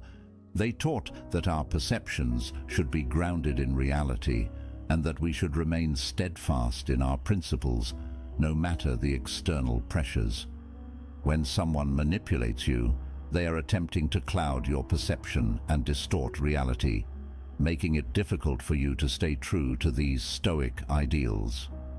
A common form of manipulation is gaslighting, where the manipulator tries to make you doubt your own memory, perception, or sanity. They might deny that certain events happened, or they might twist your words and actions to make you feel at fault. For example, let's say you confront a friend about something hurtful they said. Instead of acknowledging it, they might turn the tables, accusing you of being overly sensitive or misremembering the situation. This can erode your confidence and make you reliant on the manipulator's version of reality. Manipulators are also adept at playing the victim. They might guilt-trip you into doing things you don't want to do by making you feel responsible for their happiness or well-being. You might have a friend who constantly complains about their problems, expecting you to drop everything to help them, yet they are never there for you in return. They might say things like, "If you were really my friend, you'd do this for me," making you feel obligated to comply. The Stoics, especially Epictetus, emphasized the importance of understanding what is within our control and what is not. We cannot control others' actions or emotions, only our response to them. Consider how a manipulator might use flattery or charm to get their way. At first, this can feel great. They might shower you with compliments and make you feel special. But over time, you might notice that their praise comes with strings attached. They might compliment you when they want something from you or when they need you to do something for them. This can make you feel like you owe them or that you need to live up to their expectations to maintain their approval. The Stoics would remind us that true virtue and self-worth come from within, not from the fleeting approval of others. Manipulation can also take the form of isolation. A manipulative person might try to cut you off from your friends and family, making you more dependent on them. They might say things like, "Your friends don't really care about you," or "Your family doesn't understand you like I do." This tactic makes it easier for them to control you because you become more reliant on them for support and validation. The Stoics believed in maintaining strong, supportive relationships with others, recognizing that we are social beings who thrive in community. Isolation goes against these principles as it weakens our support network and makes us more vulnerable to manipulation. Financial manipulation is another tactic used by evil people. They might borrow money and never repay it, or they might control your finances to limit your independence. For instance, a partner might insist on managing all the money in the relationship, making you ask for permission to spend anything. This control over finances can make it difficult for you to leave the relationship or assert your independence. The Stoics would encourage us to seek self-sufficiency and independence, ensuring that we are not unduly influenced or controlled by others. Recognizing manipulation for what it is can be challenging, especially when you care about the person involved. The Stoics teach us to be vigilant and discerning, to see things clearly and to act with integrity.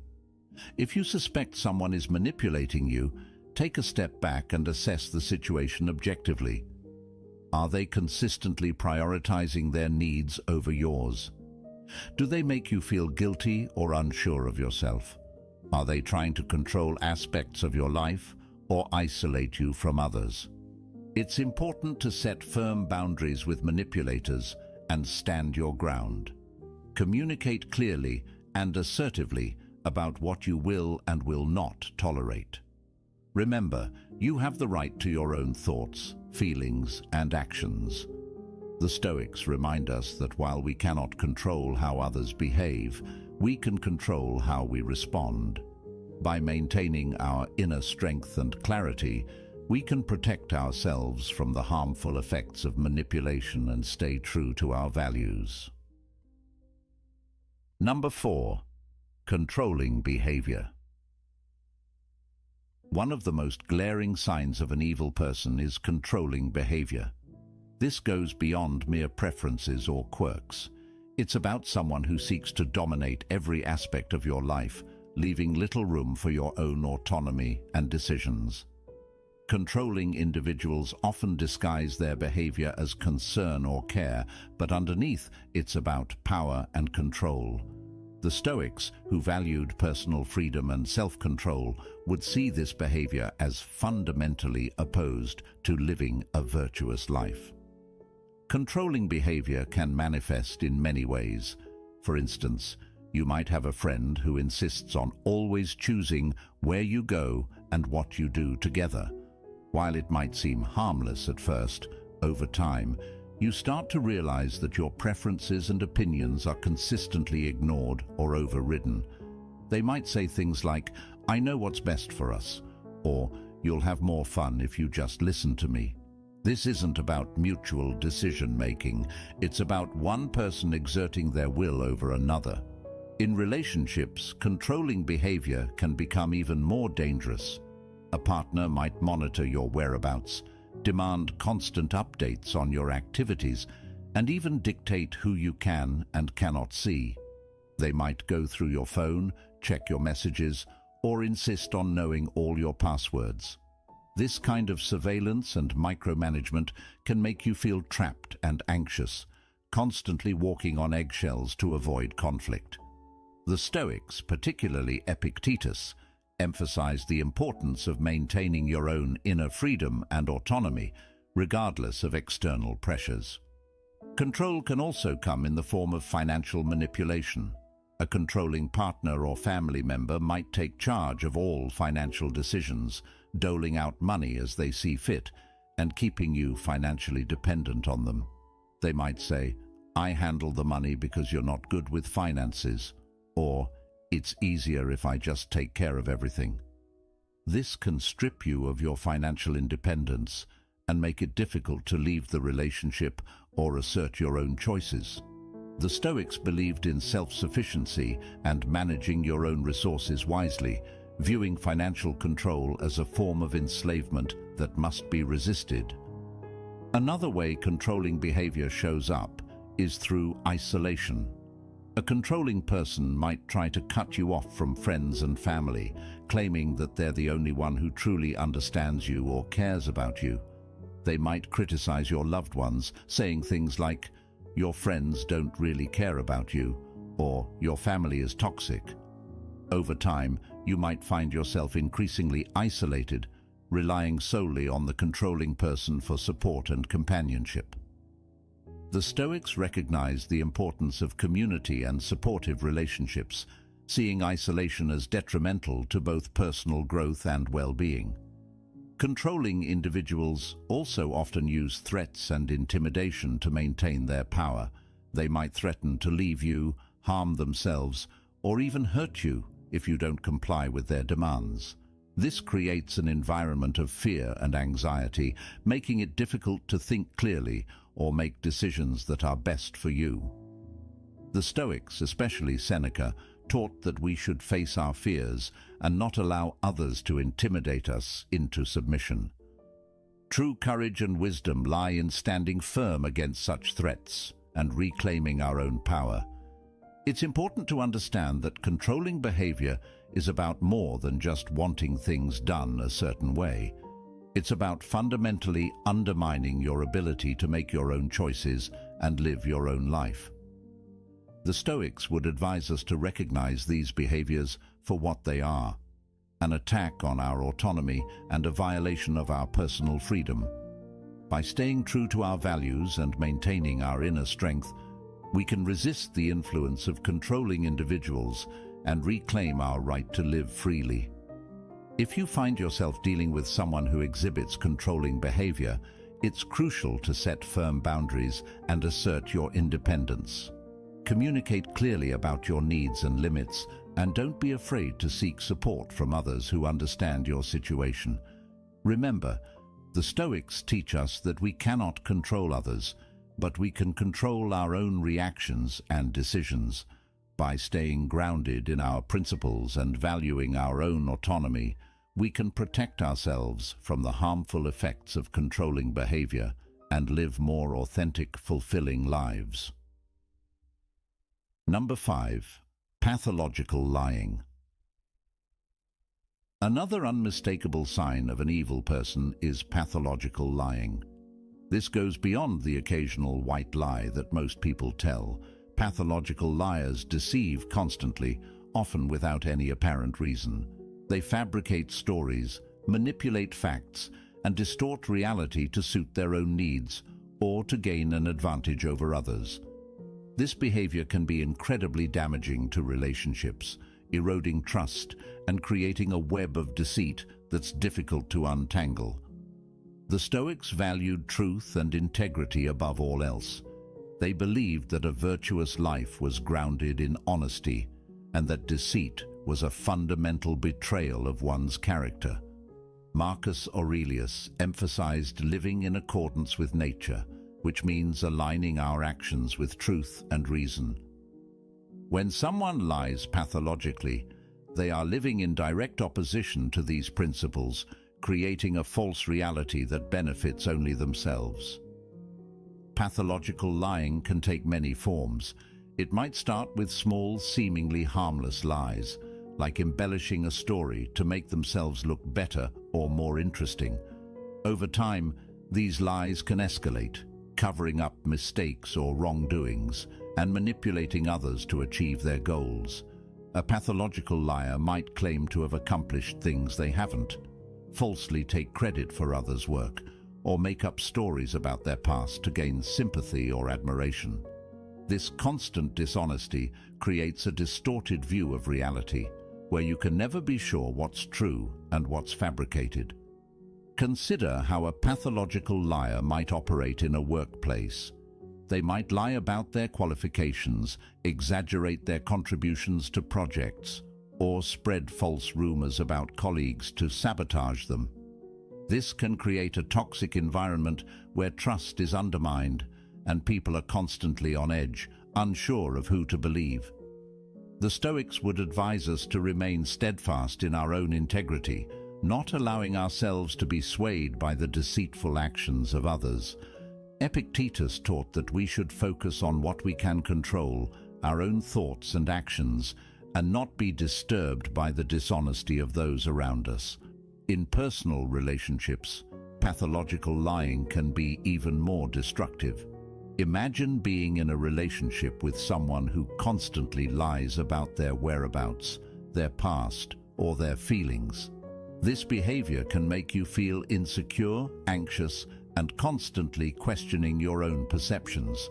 You might find yourself doubting your memory or second-guessing your instincts, which is exactly what the liar wants.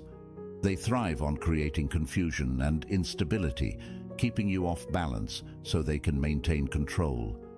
The Stoics would remind us to trust our own judgment and not be swayed by the manipulations of others. Seneca taught that true peace comes from within, and that we should not allow the deceit of others to disturb our inner tranquility. One of the most insidious aspects of pathological lying is that it's often difficult to detect at first. Pathological liars can be incredibly convincing, telling their lies with such confidence and detail that it's hard not to believe them.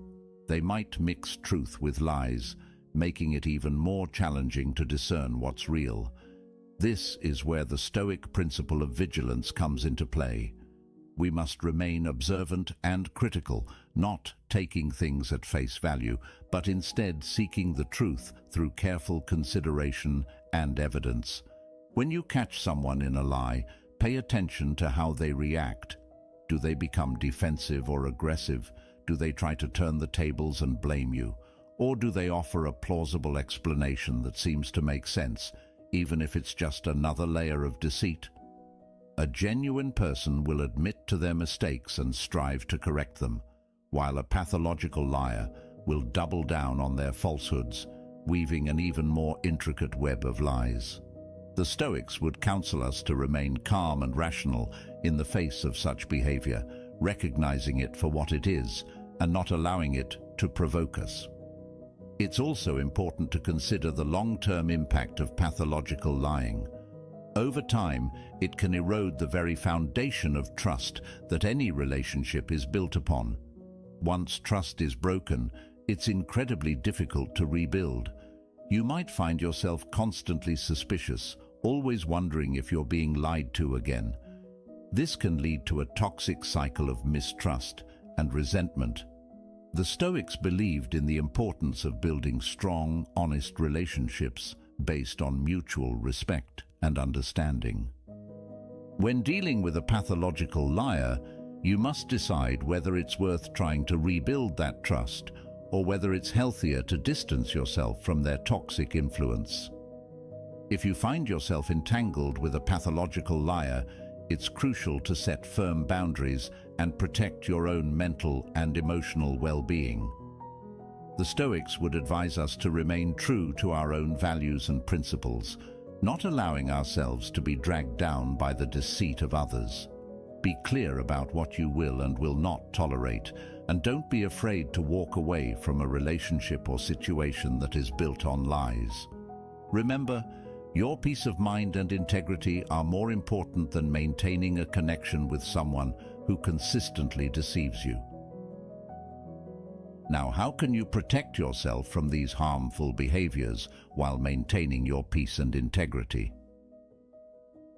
Setting boundaries is one of the most crucial skills you can develop when dealing with difficult or toxic people. Boundaries are about defining what you will and will not accept in your relationships, and they are essential for protecting your mental, emotional, and even physical well-being. The Stoics, who emphasized the importance of personal integrity and inner peace, would see boundary setting as a fundamental practice for maintaining a virtuous and tranquil life.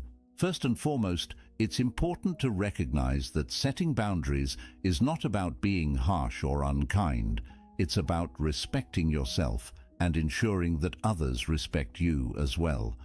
The Stoics believed in the importance of self-respect and living in harmony with our true nature.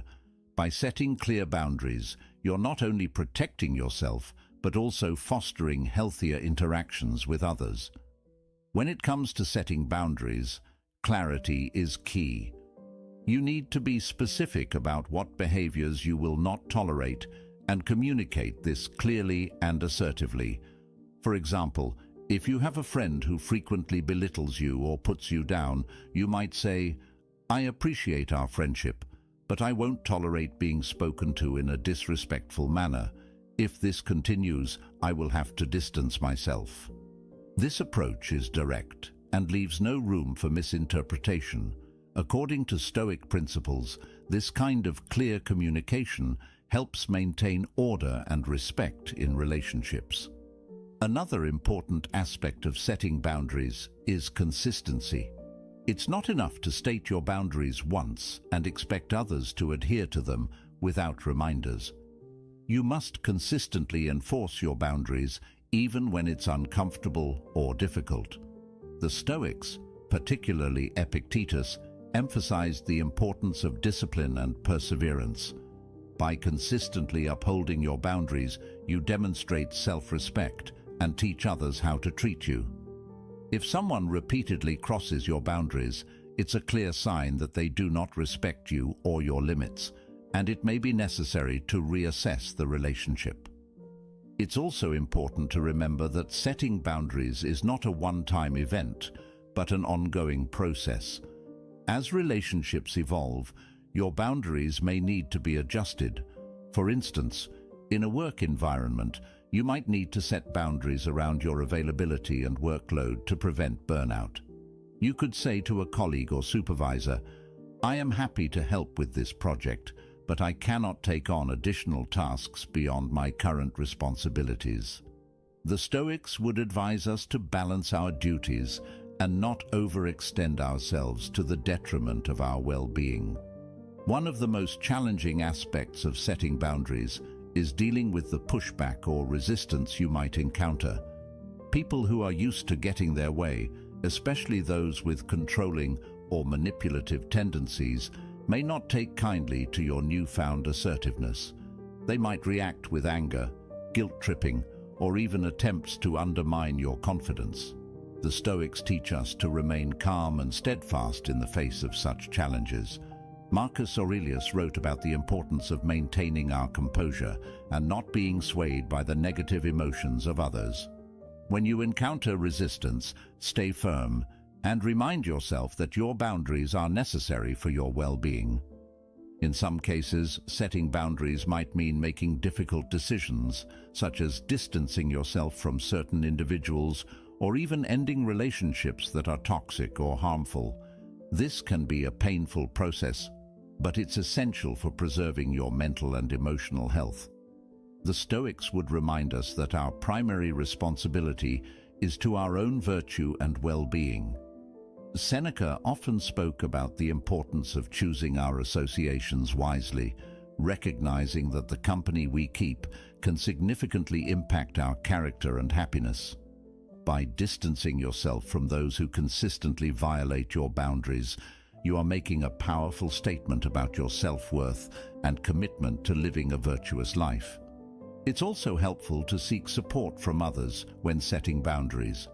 This could mean talking to trusted friends, family members, or a therapist about your experiences and getting their input and encouragement. Sharing your struggles and successes with boundary setting can provide you with valuable perspective and strengthen your resolve. The Stoics valued community and the support of like-minded individuals. Marcus Aurelius often reflected on the interconnectedness of humanity and the importance of mutual support. By leaning on your support network, you can find the strength to uphold your boundaries and maintain your well-being. In addition, practicing self-care is crucial when setting and maintaining boundaries. This includes taking time for yourself, engaging in activities that bring you joy and relaxation, and nurturing your physical and mental health. The Stoics believed in the importance of self-care as a foundation for a virtuous life. Epictetus, for example, emphasized the need to care for our own well-being so that we can be of service to others and fulfill our responsibilities effectively. By prioritizing self-care, you reinforce the message that your well-being is important and deserving of protection. Remember that setting boundaries is a form of self-respect and self-love. It's about recognizing your own value and refusing to allow others to diminish it. The Stoics teach us that our worth is not determined by external factors, but by our own actions and integrity. By setting and maintaining boundaries, you are living in accordance with these principles and fostering a life of peace, virtue, and resilience. Remember, your peace and integrity are worth protecting, no matter who tries to undermine them. Setting boundaries is not just a defense mechanism, it's a declaration of your self-worth and commitment to living a virtuous life.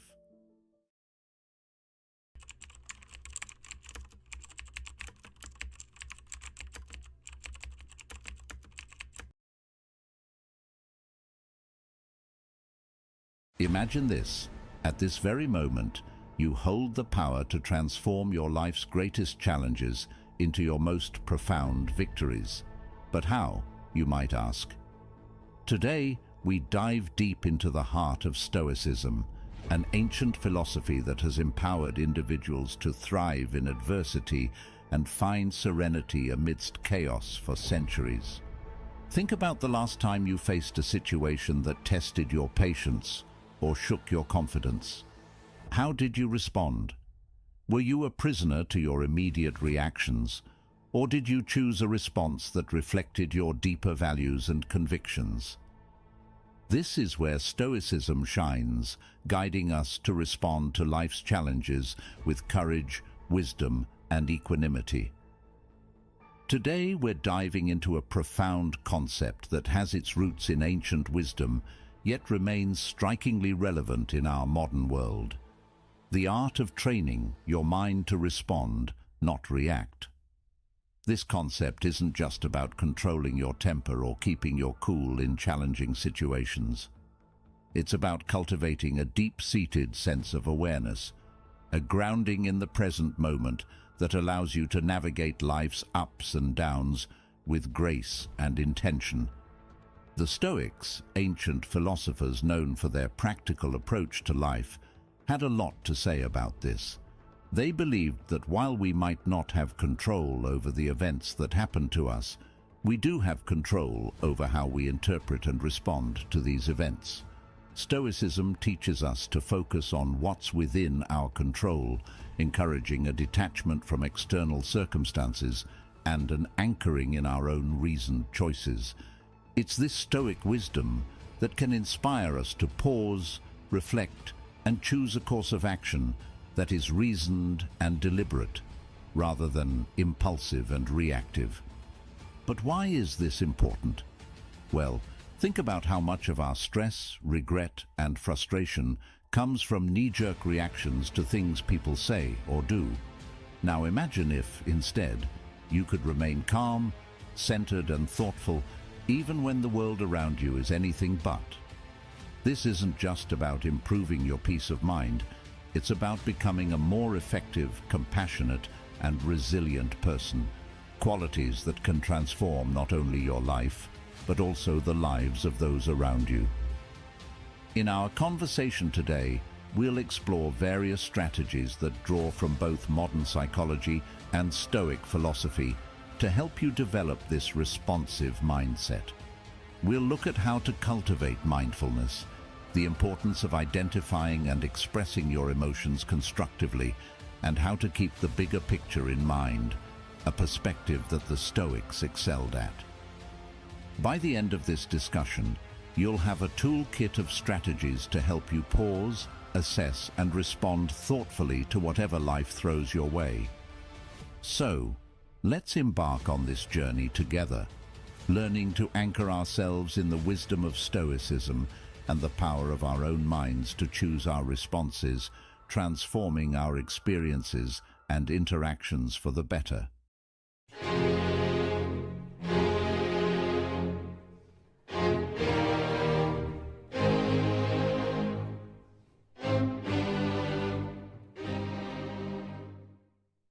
In our journey to understand the essence of responding over reacting, we delve into a realm where every thought and action is deliberate, echoing the profound teachings of Stoicism.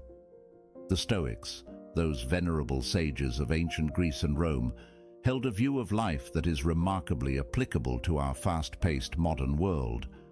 They taught the value of mastering one's emotions and reactions, emphasizing that true power lies in our ability to choose our response to any given situation. So, why is it so vital to cultivate a response rather than a knee-jerk reaction? Imagine you're in a tense meeting or facing a personal challenge. The default human behavior is often to react instinctively, driven by the immediate surge of emotions. This reaction, though natural, is seldom in our best interest in the long run. It can escalate conflicts, hurt relationships, and lead to decisions we might later regret. Here's where the Stoic wisdom shines through. The Stoics believed in living according to nature and reason, advocating for a life where every action is guided by virtue and rational thought. By embracing this philosophy, we learn to observe our initial impulses, examine them with a rational mind, and choose a course of action that aligns with our core values and long-term goals. Responding rather than reacting means taking a moment to pause when faced with a triggering event. It's about stepping back to observe not only the external event, but also your internal response to it. This reflective pause allows you to consider various outcomes and choose one that is reasoned, balanced, and most importantly, under your control. In practicing this Stoic approach, you're not suppressing your emotions or pretending they don't exist. Instead, you're acknowledging them, understanding their origins, and then deciding if and how they should influence your actions. This approach empowers you to interact with the world in a way that maintains your inner peace and integrity, regardless of external circumstances. But the importance of responding over reacting extends beyond personal peace. It influences the quality of your relationships, the effectiveness of your leadership, and your resilience in the face of adversity. When you respond thoughtfully, you demonstrate respect, understanding, and empathy toward others' viewpoints and experiences, fostering more meaningful and constructive interactions. Strategies for training the mind. Embarking on a transformative journey to train the mind requires more than mere intention. It necessitates deliberate and sustained effort, much like the practices espoused by the Stoics. These ancient philosophers offer timeless insights that can anchor our modern approach to cultivating a responsive rather than reactive mind. Firstly, let's delve into the power of self-awareness, a cornerstone of Stoic philosophy. The Stoics emphasized the importance of introspection and understanding one's own thoughts and motivations.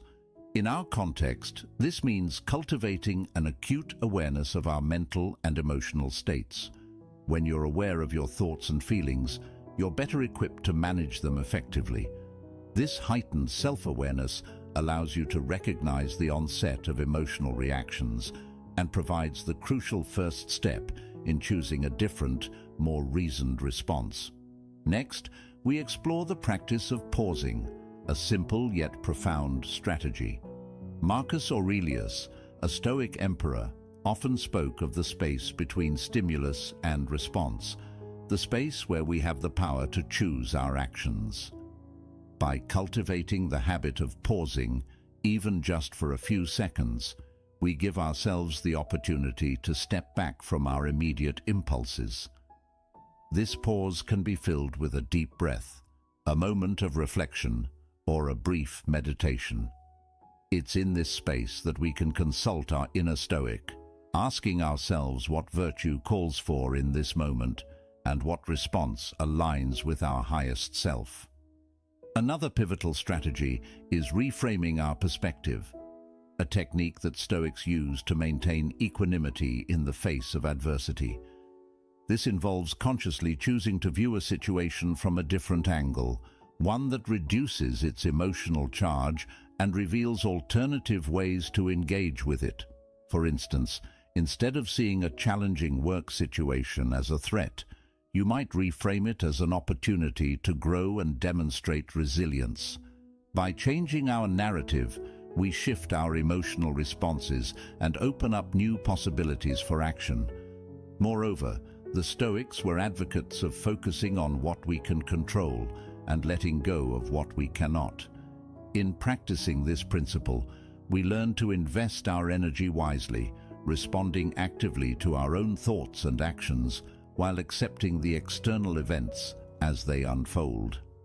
This doesn't mean being passive or indifferent.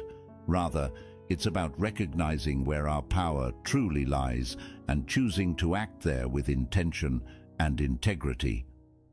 Finally, the practice of consistent reflection and adjustment is key to training the mind. The Stoics engaged in daily self-examination, assessing their actions and progress toward virtue.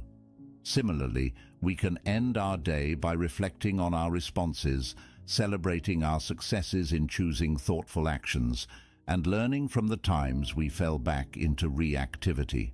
This ongoing process of self-assessment and improvement fosters a responsive mindset and cultivates the wisdom and balance that Stoicism so highly values.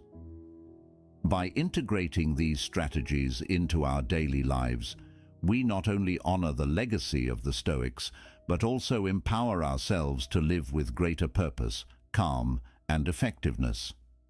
Through persistent practice, we transform our minds, guiding them toward responses that reflect our deepest values and aspirations.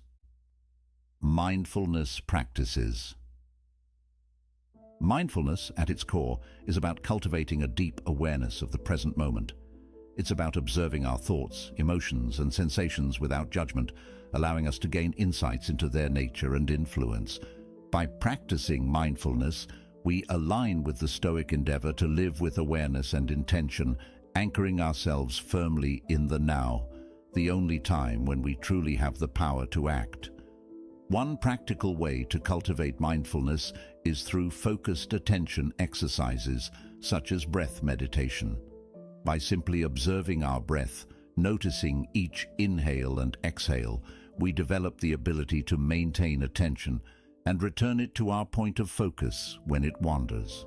This practice is not just about relaxation, it's a training ground for the mind, enhancing our ability to concentrate and remain present amid life's distractions and challenges. Another key practice is mindful observation, which can be applied to any daily activity, turning it into an opportunity for mindfulness. Whether you're eating, walking, or even performing mundane tasks, you can practice being fully engaged with the activity, observing every aspect with curiosity and openness. This not only enriches the experience itself, but also strengthens your ability to remain focused and responsive in various situations. Body scan meditation is another powerful mindfulness technique that fosters body awareness and presence. By attentively scanning through different parts of the body, we not only cultivate a greater connection with our physical selves, but also learn to recognize and release stored tensions and emotions. This practice echoes the Stoic reflection on the nature of bodily experiences and the importance of not allowing them to unduly influence our rational minds. Incorporating mindfulness into our interactions with others can also transform our relationships and communication.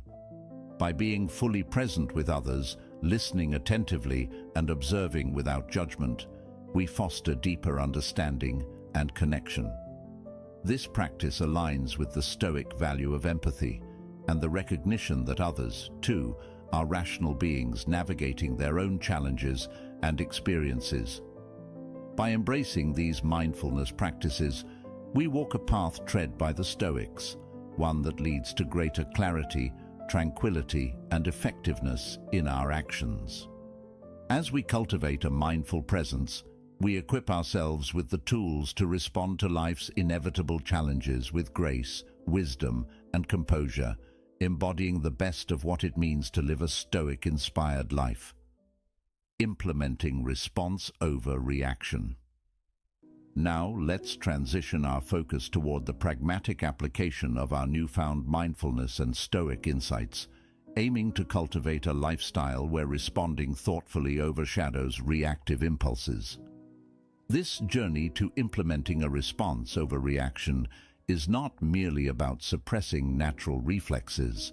Rather, it's about enriching our engagement with life, echoing the Stoic virtue of living with deliberate intention and rationality. To embody the principles we've discussed, it's crucial to establish daily practices that reinforce the art of responding. Imagine you're faced with a challenging situation, perhaps a disagreement at work or an unforeseen setback. The immediate impulse might be to react emotionally, driven by frustration or disappointment. Yet this is the moment to harness our Stoic-inspired training, to pause and consider the broader perspective, asking ourselves, what would a Stoic philosopher do? This question isn't a call for emotional suppression. Instead, it's an invitation to engage our rational mind, to evaluate the situation dispassionately and identify constructive responses. Here, we're not eliminating emotions but channeling them productively, using reason to navigate through them. It's about acknowledging our feelings, understanding their triggers, and then, with clarity and calm, deciding the best course of action that aligns with our values and objectives.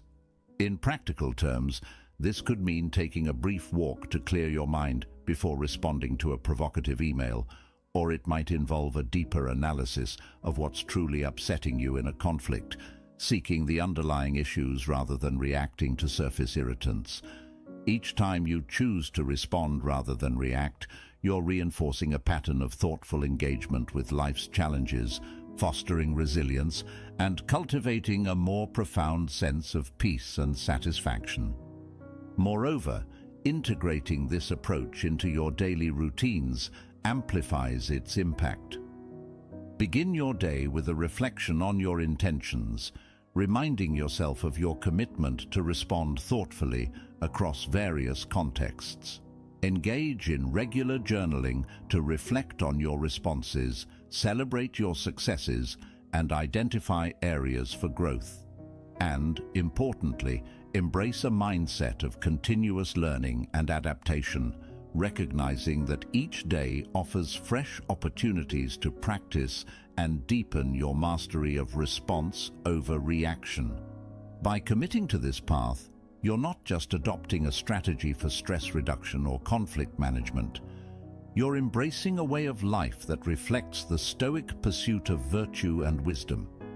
You're choosing to live with intentionality, aligning your actions with your highest ideals, and in doing so, you're contributing to a more reasoned, compassionate, and responsive world.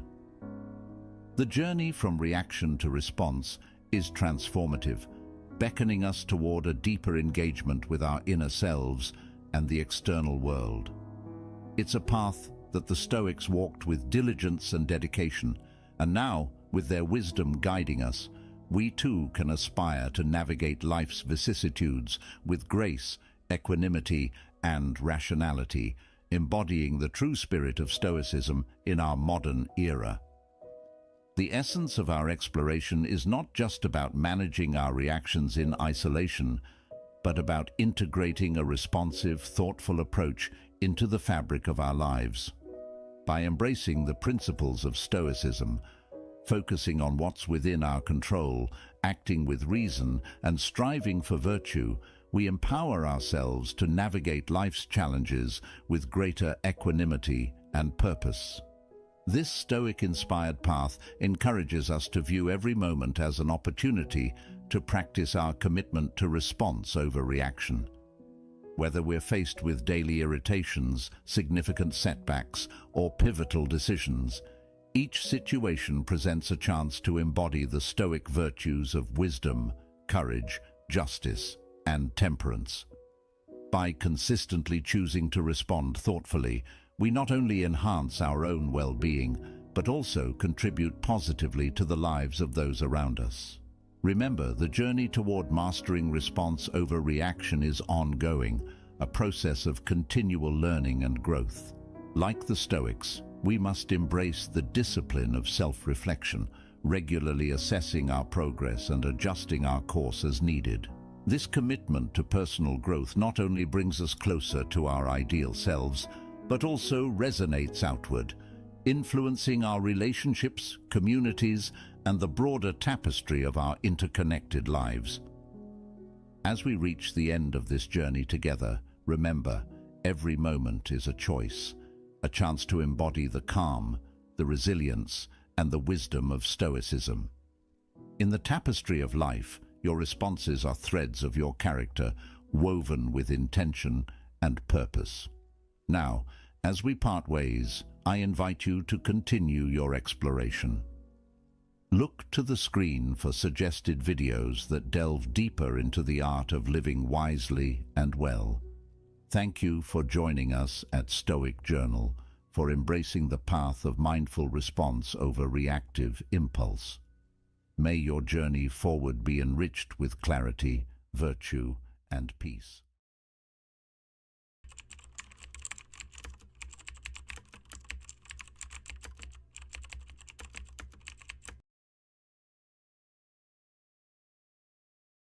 In the chaos of our daily lives, it's easy to feel like we're drowning in a sea of stress and uncertainty. Yet, there's a way to find calm amidst the storm, a path to inner peace that has stood the test of time. Picture this. Despite everything that's thrown at you, work pressures, personal conflicts, unexpected challenges, you can stand firm, unshaken, and serene. This isn't just a dream. It's the essence of Stoicism, a philosophy that teaches us how to master our emotions and reactions to live a more fulfilled life. Today, we're diving into the heart of Stoicism, exploring 10 timeless principles that can transform the way you navigate life's inevitable ups and downs. These principles are not abstract theories, but practical tools that you can apply every day to build resilience and inner strength. Whether you're struggling with a difficult relationship, feeling overwhelmed by your responsibilities, or simply seeking a deeper sense of purpose, the wisdom of Stoicism offers profound insights and practical strategies to help you thrive. Stay with me as we journey through these powerful Stoic teachings, from learning how to maintain a firm purpose in life to mastering the art of emotional control. Each principle is a stepping stone to a life where external events no longer dictate your inner peace. By the end of this video, you'll have the knowledge and tools to cultivate a state of calm and confidence no matter what life throws your way. So let's embark on this transformative journey together and discover how the ancient wisdom of Stoicism can help you achieve unshakable tranquility and true happiness. If you appreciate what we're doing here, a simple free favor I'll ask from you is to hit the subscribe button and don't skip any part of the video. Principle number 1: firm purposes. Imagine setting sail on a vast ocean without a clear destination. You'd drift aimlessly, subject to every shift in the wind and wave. That's what life feels like without a firm purpose, directionless and vulnerable to external forces. Epictetus emphasized the importance of having clear, firm purposes. He said, "Difficulties show a person's character, and the greater the difficulty, the more glory in surmounting it." This isn't just a philosophical musing, it's a call to action. When you have a firm purpose, it's like having a compass that guides you through life's tumultuous seas. This purpose doesn't appear out of nowhere. It's crafted through moments of deep reflection on what truly matters to you. It's not just about career goals or personal achievements, but also about the principles and values you want to dedicate your life to. What do you stand for? What kind of person do you aspire to be? These are the questions you need to answer to find your firm purpose. Once you identify your purpose, it acts as an anchor, grounding you amidst the chaos. Life will throw challenges your way. This is inevitable. But with a firm purpose, these challenges become more manageable. They turn from insurmountable mountains into stepping stones that you can climb. Think of it this way. When your goals and values are crystal clear, the world around you seems to shrink.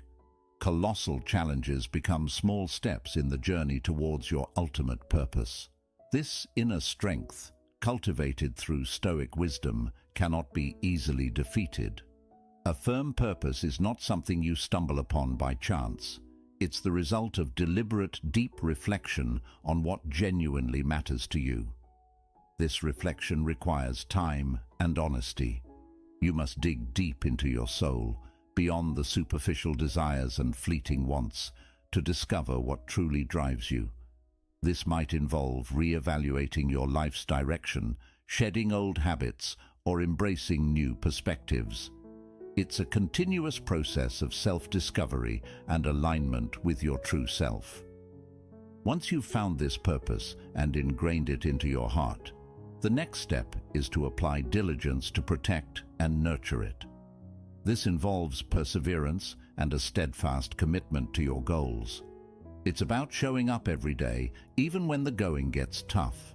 It's about pushing through setbacks and failures, knowing that they are part of the journey. Remember, a firm purpose isn't just a destination, it's a guiding light that helps you navigate life's journey with confidence and resilience. Think of a firm purpose as a beacon in the night. It not only guides you, but also provides a sense of security and stability. When life's whirlwinds try to pull you off course, your firm purpose acts as a lifebuoy, keeping you from sinking into the sea of emotions and difficult circumstances. This is the power of Stoicism. It's not just a set of rules for living, it's a profound understanding of the power of will and determination. Epictetus reminds us that true power lies in our ability to stay committed to our purpose despite external obstacles. In the light of this philosophy, nothing is impossible, and nothing can shake your resilient spirit. So, take some time to reflect deeply on your purpose. Write it down, internalize it, and let it guide you. This firm purpose will be your anchor, your beacon, and your unwavering guide through the storms of life. Principle number 2, guarding your mind. When someone offends us, it's natural to feel hurt and want to retaliate. But here's where Stoicism steps in with a powerful lesson. Our emotions are the result of our thoughts and personal perspectives. This means we have the power to choose how to respond to any situation. Instead of letting offense overwhelm us, we can see it as an opportunity to strengthen our patience and self-awareness. Think of it like this. Every time you resist the urge to react impulsively, you're building a mental muscle. You're training your mind to remain calm and composed, no matter what. Mind control is not just a skill, it's an art that requires daily practice. Start with small habits that help you regain control over your thoughts. For instance, set small, achievable goals every day. Each time you accomplish a goal, no matter how minor, you build self-confidence and reinforce your ability to control your mind. Focus on living in the present moment and deepening your understanding of your emotions. When you start to realize that you have the power to choose your reactions, you'll become resilient to challenges and less swayed by negative emotions. Consider the story of a baker who dedicates every day to perfecting their craft. This baker isn't swayed by excessive criticism or praise. They focus solely on improving their skills, paying no mind to external opinions. This single-minded dedication allows them to achieve true freedom and inner peace. Similarly, by guarding your mind against external influences, you can focus on your own growth and well-being. Guarding your mind also involves setting boundaries. Be mindful of what you allow into your mental space. Just as you wouldn't let garbage into your home, don't let negative thoughts, toxic people, or harmful media clutter your mind.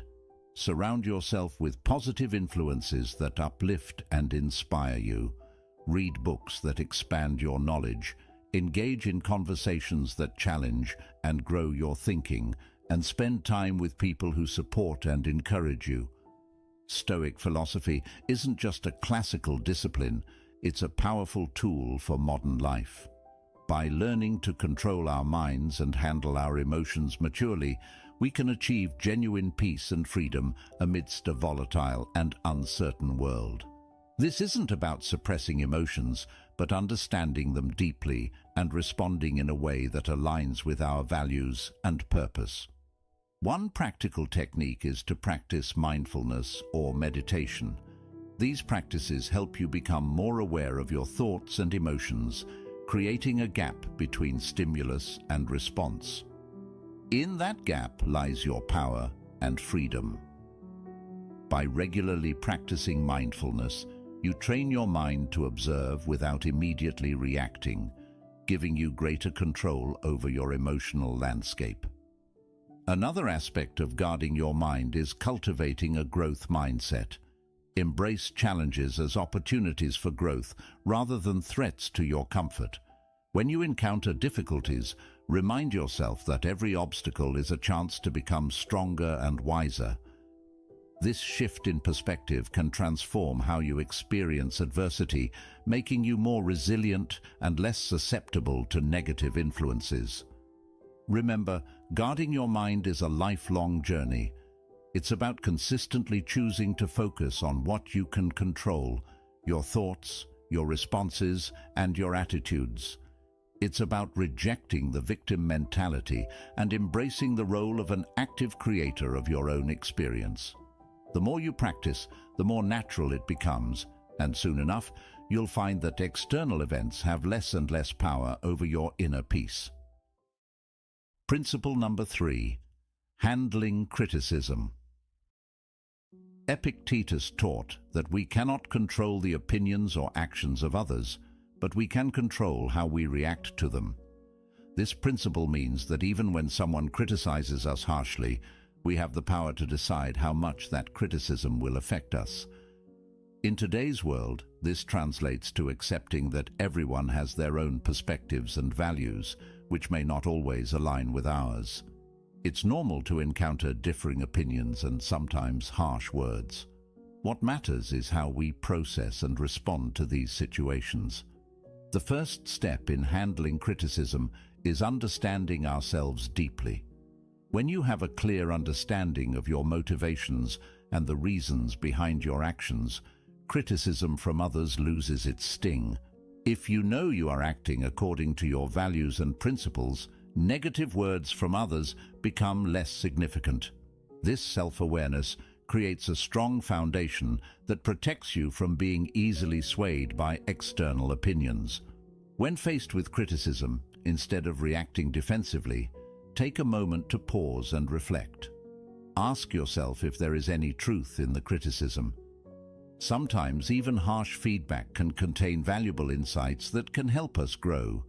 This doesn't mean you have to accept all criticism as valid, but being open to considering it shows maturity and a willingness to learn.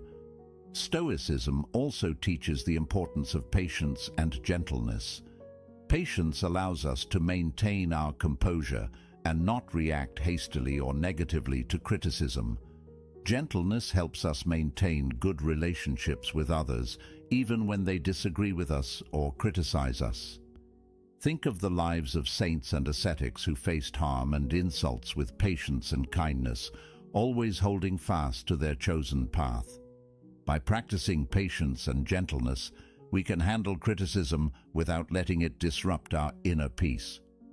Handling criticism also involves developing a thick skin. This doesn't mean becoming indifferent or ignoring feedback, but rather building resilience.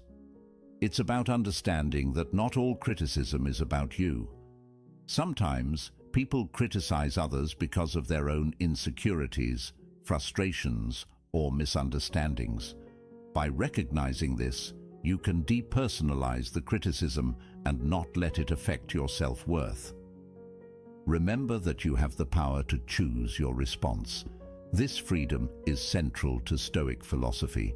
Just because someone criticizes you doesn't mean you have to accept their judgment as the final word on your character or abilities. You can choose to take what's useful and discard the rest. This selective approach to handling criticism allows you to grow without being weighed down by negativity. Engaging in constructive dialogue is another effective way to handle criticism. If the criticism comes from someone close, like a friend or family member, consider discussing it with them. Ask for clarification and express your perspective calmly.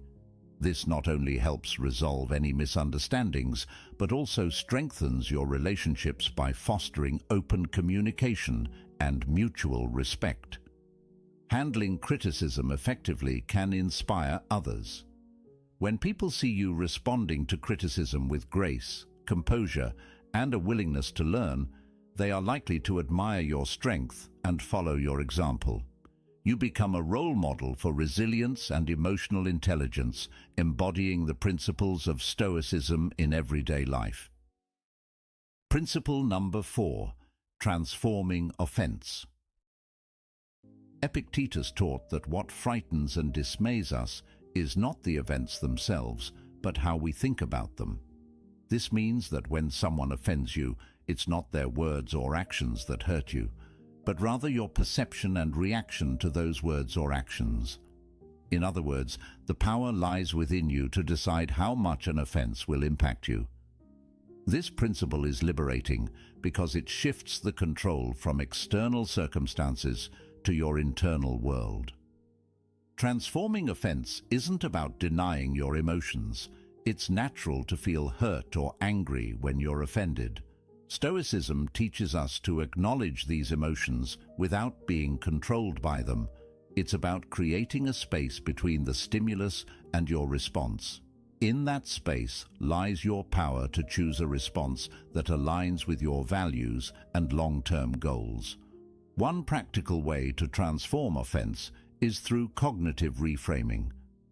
When you feel offended, try to look at the situation from a different angle. Instead of focusing on the negative, ask yourself what you can learn from this experience. This doesn't mean you have to agree with the offender, but it allows you to extract any potential lessons and grow from them. For instance, if a friend criticizes your lifestyle choices, instead of taking it personally, consider if there's any merit to their observation, or if it's an opportunity to affirm your commitment to your values. Stoicism also emphasizes the importance of empathy. When someone offends you, try to put yourself in their shoes. What might they be going through that caused them to act this way? This perspective can help you respond with compassion rather than anger. It's not about excusing bad behavior, but about understanding the human condition and recognizing that everyone has their struggles. Another powerful technique is to practice forgiveness. Holding on to offense and resentment only harms you. It's like drinking poison and expecting the other person to suffer. By choosing to forgive, you free yourself from the burden of negative emotions. Forgiveness doesn't mean condoning the offense, but rather releasing its hold on you. It's a gift you give yourself, allowing you to move forward with peace and clarity. Stoic philosophy also teaches us that true strength lies in embracing and overcoming difficulties, not in avoiding them. Every offense you encounter is an opportunity to build your resilience. Just like a muscle grows stronger through resistance, your character strengthens through facing and transforming offenses. The more you practice this, the more naturally it will come, until you find that external events have little power to disturb your inner peace. Remember that transforming offense is a practice. It's not something you perfect overnight. It requires patience, self-awareness, and a commitment to personal growth. Each time you choose to transform an offense, you're reinforcing a positive habit and making it easier to respond constructively in the future. Principle number 5. Overcoming fear and shame. Epictetus pointed out a profound truth.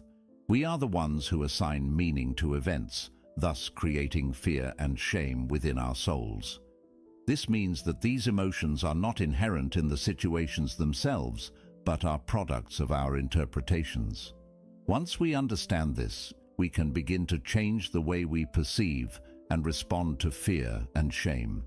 Fear often arises from the unknown or the anticipation of negative outcomes. It's a natural response meant to protect us, but it can become debilitating if left unchecked. Stoicism teaches us to face our fears head-on. Instead of avoiding what scares us, we should examine it closely. Ask yourself, what exactly am I afraid of? Break it down into specific concerns.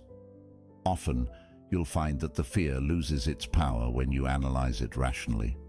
For instance, Imagine you're afraid of public speaking. This fear might stem from the worry of being judged or making mistakes. But by breaking it down, you realize that the audience is not there to judge you harshly. They are there to listen and learn. And even if you make a mistake, it's not the end of the world. Every speaker stumbles at some point. By facing this fear and preparing thoroughly, you gradually build confidence. Each time you speak, you chip away at the fear, and it becomes more manageable. Shame is a deep-seated emotion that can make us feel unworthy or flawed.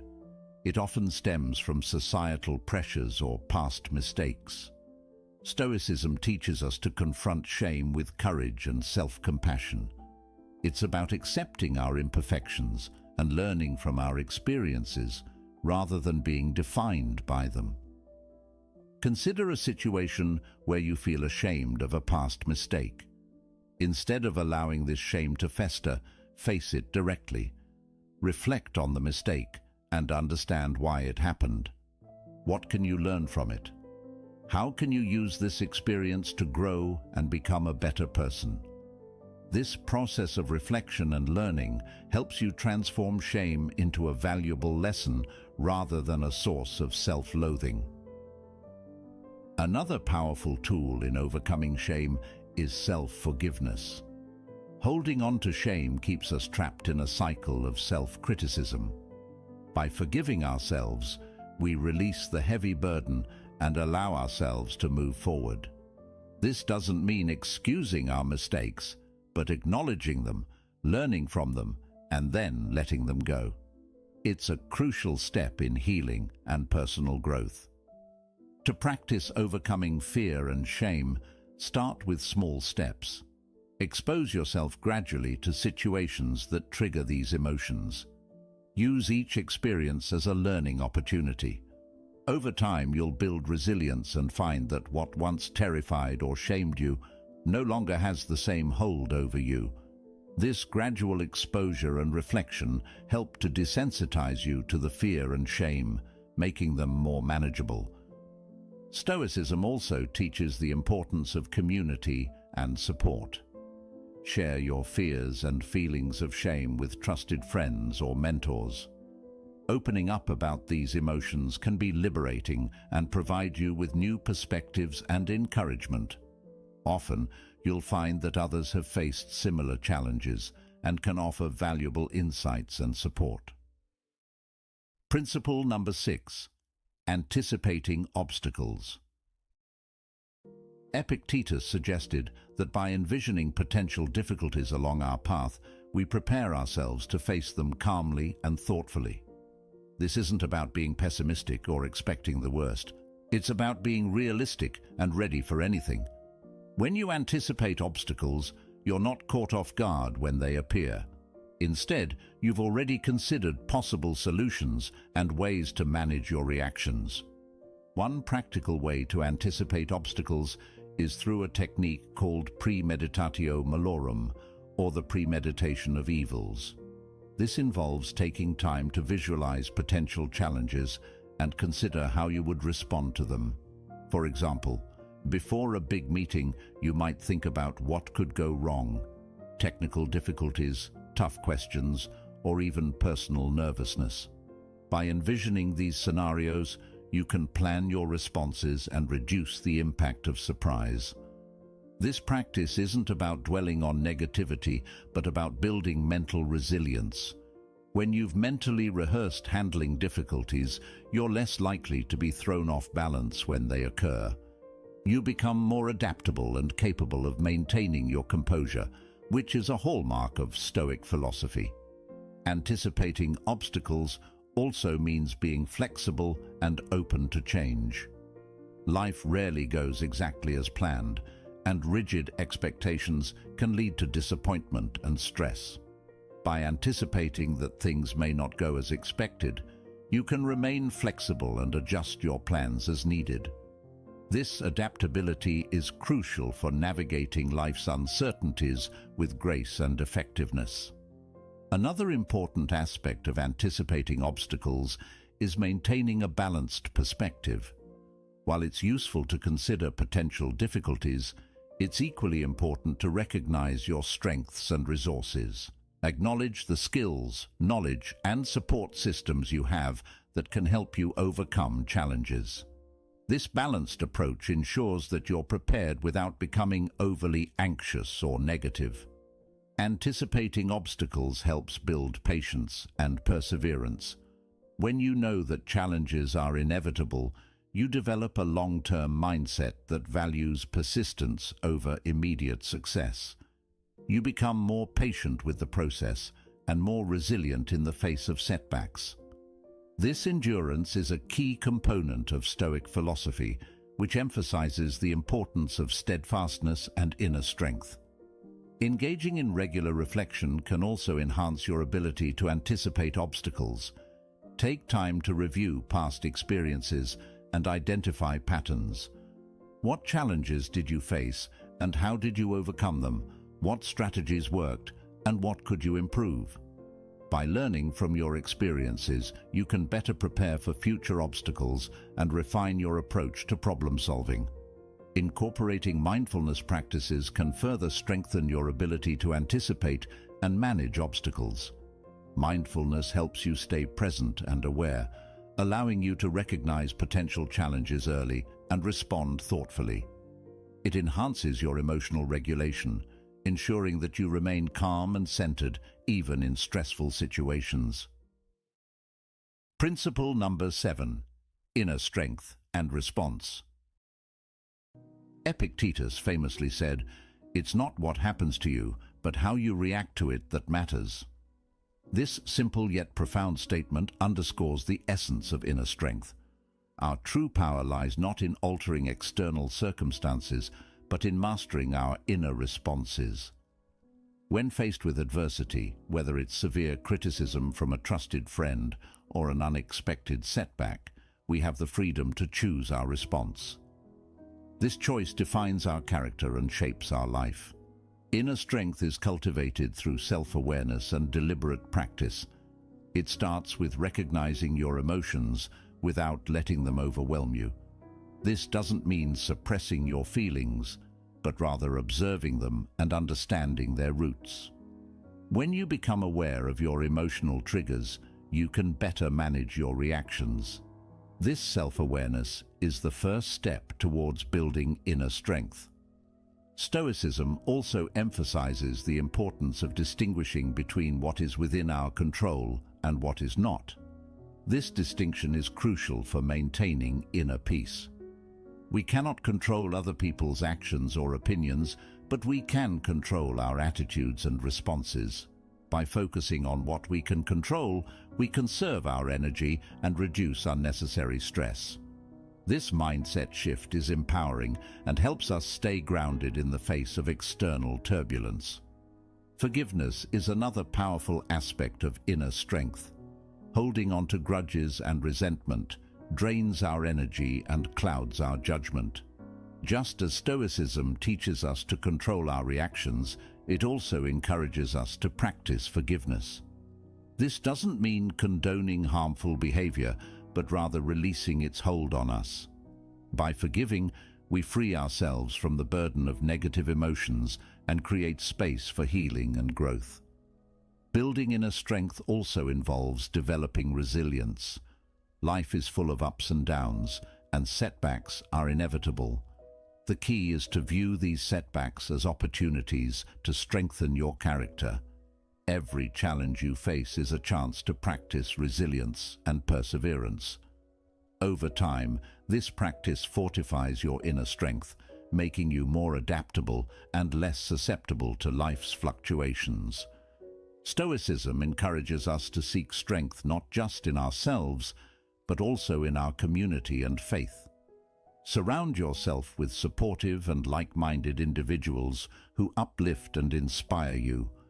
Engage in conversations that challenge and expand your thinking. If you have a spiritual practice, draw on it for strength and guidance. These external sources of support can reinforce your inner strength and provide a sense of belonging and purpose. Practicing gratitude is another effective way to cultivate inner strength. Gratitude shifts your focus from what you lack to what you have, fostering a positive mindset. Even in difficult times, there is always something to be grateful for. By regularly acknowledging and appreciating these positives, you strengthen your emotional resilience and maintain a balanced perspective. Inner strength is also about embracing vulnerability. Acknowledging your fears and insecurities doesn't make you weak, it makes you human. By confronting these vulnerabilities with courage and compassion, you transform them into sources of strength. This self-acceptance is a vital component of inner strength, allowing you to navigate life with authenticity and confidence. Principle number 8. Restraining actions. This doesn't mean suppressing your emotions or pretending they don't exist. It means acknowledging your feelings, but not letting them dictate your actions. It's about creating a space between stimulus and response, a moment to reflect and choose the most appropriate course of action. This practice of pausing and reflecting is powerful and can transform how you interact with the world. Consider the example of driving in heavy traffic. Someone cuts you off, and your immediate reaction might be anger or even road rage. Instead of acting on this impulse, Stoicism encourages you to pause and consider your response. Will honking or shouting make the situation better? Probably not. By choosing to remain calm, you maintain control over your emotions and actions, leading to a more peaceful and less stressful experience. Another aspect of restraining actions is the ability to delay gratification. In our fast-paced world, we're often tempted to seek immediate rewards and avoid discomfort. However, Stoicism teaches us the value of patience and perseverance. By delaying gratification and working towards long-term goals, we cultivate discipline and resilience. This principle also applies to how we communicate with others. In moments of heated discussion or conflict, it's easy to let emotions take over and say things we might later regret. Stoicism teaches us to practice restraint in our words. Before speaking, consider the impact of your words. Are they constructive? Do they reflect your values? By speaking mindfully and with intention, you can build stronger, more respectful relationships. Practicing self-restraint requires self-awareness and discipline. It's about being conscious of your impulses and actively choosing to control them. This might involve setting personal boundaries, practicing mindfulness, or developing new habits that support your goals. For instance, if you tend to procrastinate, create a structured schedule that helps you stay focused and productive. If you struggle with anger, practice relaxation techniques that help you remain calm in stressful situations. Stoicism also emphasizes the importance of acting according to reason rather than impulse. This means making decisions based on thoughtful consideration of the situation and its consequences. Imagine you're faced with a significant decision at work. Instead of making a hasty choice, take the time to gather information, weigh the pros and cons, and consider how your decision aligns with your values and goals. This reasoned approach leads to better outcomes and a greater sense of control. Restraining actions is not about becoming passive or avoiding action altogether. It's about being deliberate and intentional in our choices. It's about understanding that our actions have consequences and taking responsibility for them. By practicing self-restraint, we become more effective in achieving our goals and maintaining our inner peace. Engaging in regular reflection can also enhance your ability to restrain actions. Take time each day to review your behavior and consider where you could have exercised more restraint. What triggered your impulses? How could you respond differently in the future? This ongoing self-assessment helps you build greater self-awareness and strengthens your commitment to acting with intention. Another practical approach to restraining actions is to develop a daily mindfulness practice. Mindfulness helps you stay present and aware, allowing you to recognize impulsive urges and choose more thoughtful responses. Whether through meditation, deep breathing exercises, or mindful observation, incorporating mindfulness into your routine can significantly enhance your self-control. Principle number 9, the power of acceptance. Acceptance is the first step towards effective action. When we resist reality, we waste energy and create unnecessary suffering. For example, if you lose your job, it's natural to feel upset and worried about the future. But by accepting the situation, you can focus on what you can do next, updating your resume, networking, or exploring new career opportunities. This proactive mindset enables you to navigate the challenge more effectively and reduces the emotional toll of the experience. One practical way to cultivate acceptance is through mindfulness and meditation. These practices help you stay present and aware, allowing you to observe your thoughts and emotions without judgment. By regularly practicing mindfulness, you develop the ability to accept each moment as it comes, with all its imperfections and uncertainties. This acceptance creates a foundation of inner peace and resilience. Stoicism teaches us that acceptance is not about giving up, but about finding strength in adversity. It's about understanding that every event, no matter how challenging, offers an opportunity for growth and learning. When faced with difficulties, ask yourself, what can I learn from this? How can this experience make me stronger? This shift in perspective transforms obstacles into stepping stones for personal development. Acceptance also involves letting go of perfectionism. Many of us strive for perfection in our careers, relationships, and personal achievements. However, this relentless pursuit can lead to stress and dissatisfaction. By accepting that perfection is unattainable, we can appreciate our efforts and progress. This doesn't mean lowering our standards, but recognizing that imperfections are part of the human experience. Embracing our flaws and setbacks with compassion allows us to live more fully and authentically. Gratitude is another powerful tool for cultivating acceptance. When we focus on what we have rather than what we lack, we shift our mindset from scarcity to abundance. Gratitude helps us see the good in our lives, even amidst challenges. By regularly practicing gratitude, we reinforce a positive outlook and strengthen our ability to accept and appreciate life as it is. Acceptance also extends to our relationships. We often have expectations of how others should behave, leading to frustration and disappointment when they don't meet these expectations. By accepting people as they are, with all their strengths and weaknesses, we can build more harmonious and fulfilling relationships.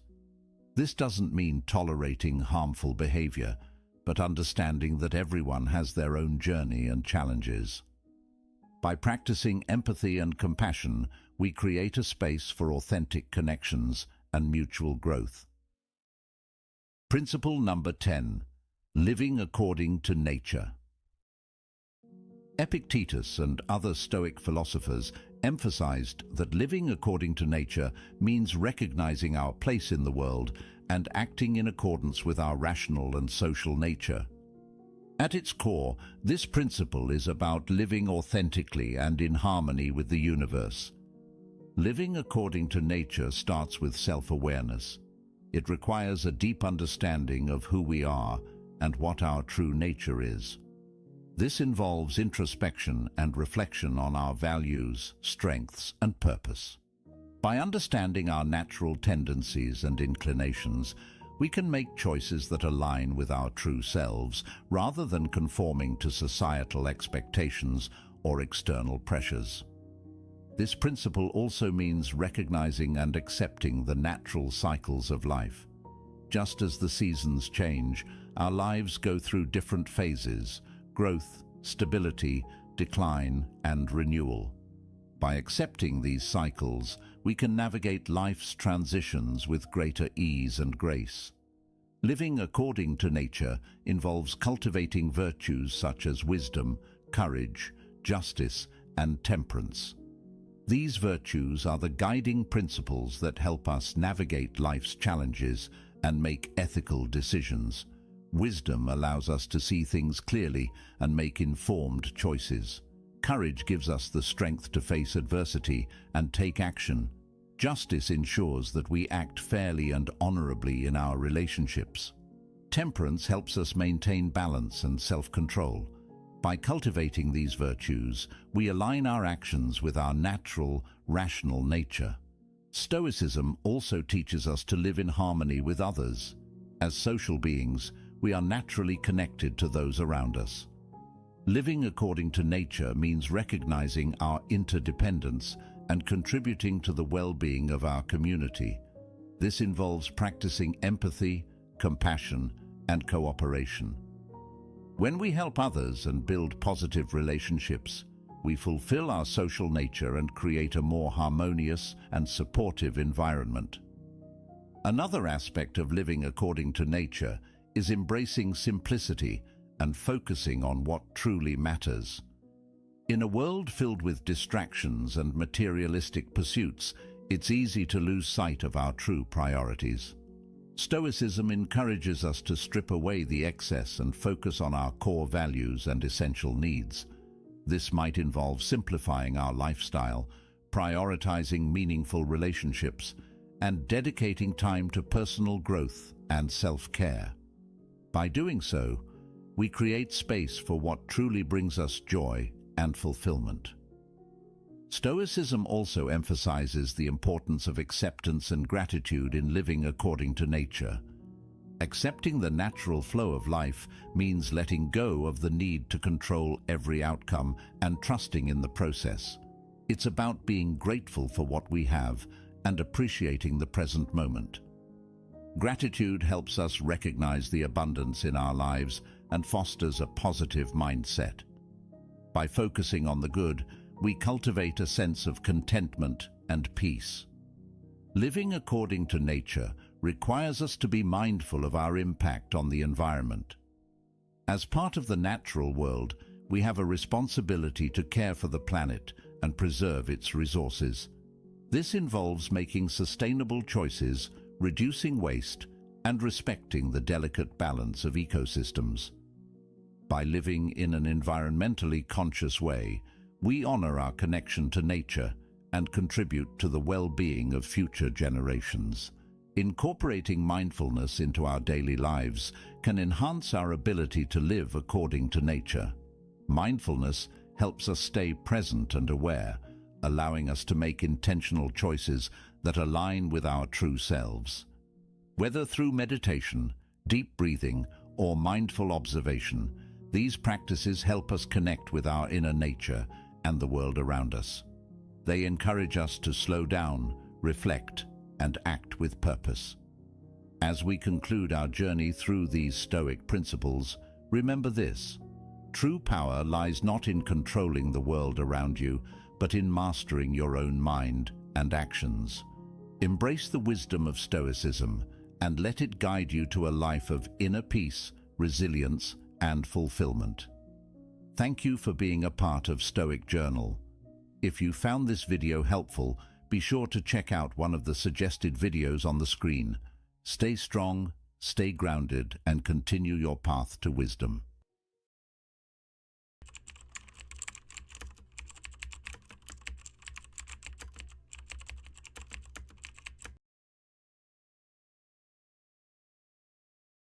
Imagine waking up every day with a crystal-clear sense of purpose, not swayed by setbacks, unfazed by the chaos around you, and relentlessly focused on what truly matters.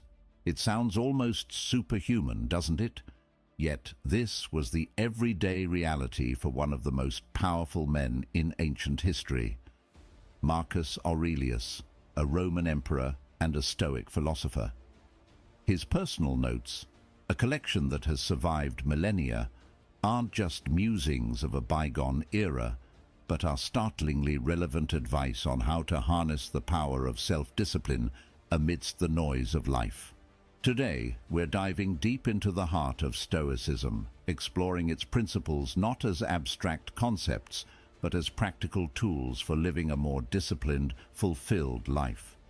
Stoicism teaches us how to turn adversity into advantage, emotional turmoil into tranquility, and life's unpredictability into a wellspring of strength. Whether you're struggling with daily stresses, seeking inner peace, or looking to elevate your productivity, understanding the Stoic way of life offers profound insights. In a world brimming with endless distractions and instant gratifications, the Stoic philosophy grounds us in the virtues of wisdom, courage, justice, and moderation. It's about more than just enduring life. It's about thriving in it, no matter what comes your way. So, if you're ready to transform how you view and handle life's challenges, stay tuned as we unpack the powerful, life-altering teachings of Marcus Aurelius and how they can be applied to cultivate a robust, disciplined life today. As we embark on this journey through Stoic philosophy and the profound teachings of Marcus Aurelius, if you appreciate what we're doing here, a simple free favor I'll ask from you is to hit the subscribe button. Also, don't skip any part of the video, because if you're here, you're different from the majority. So consider yourself an exception and stay tuned for the unique insights we'll explore together. Number 1.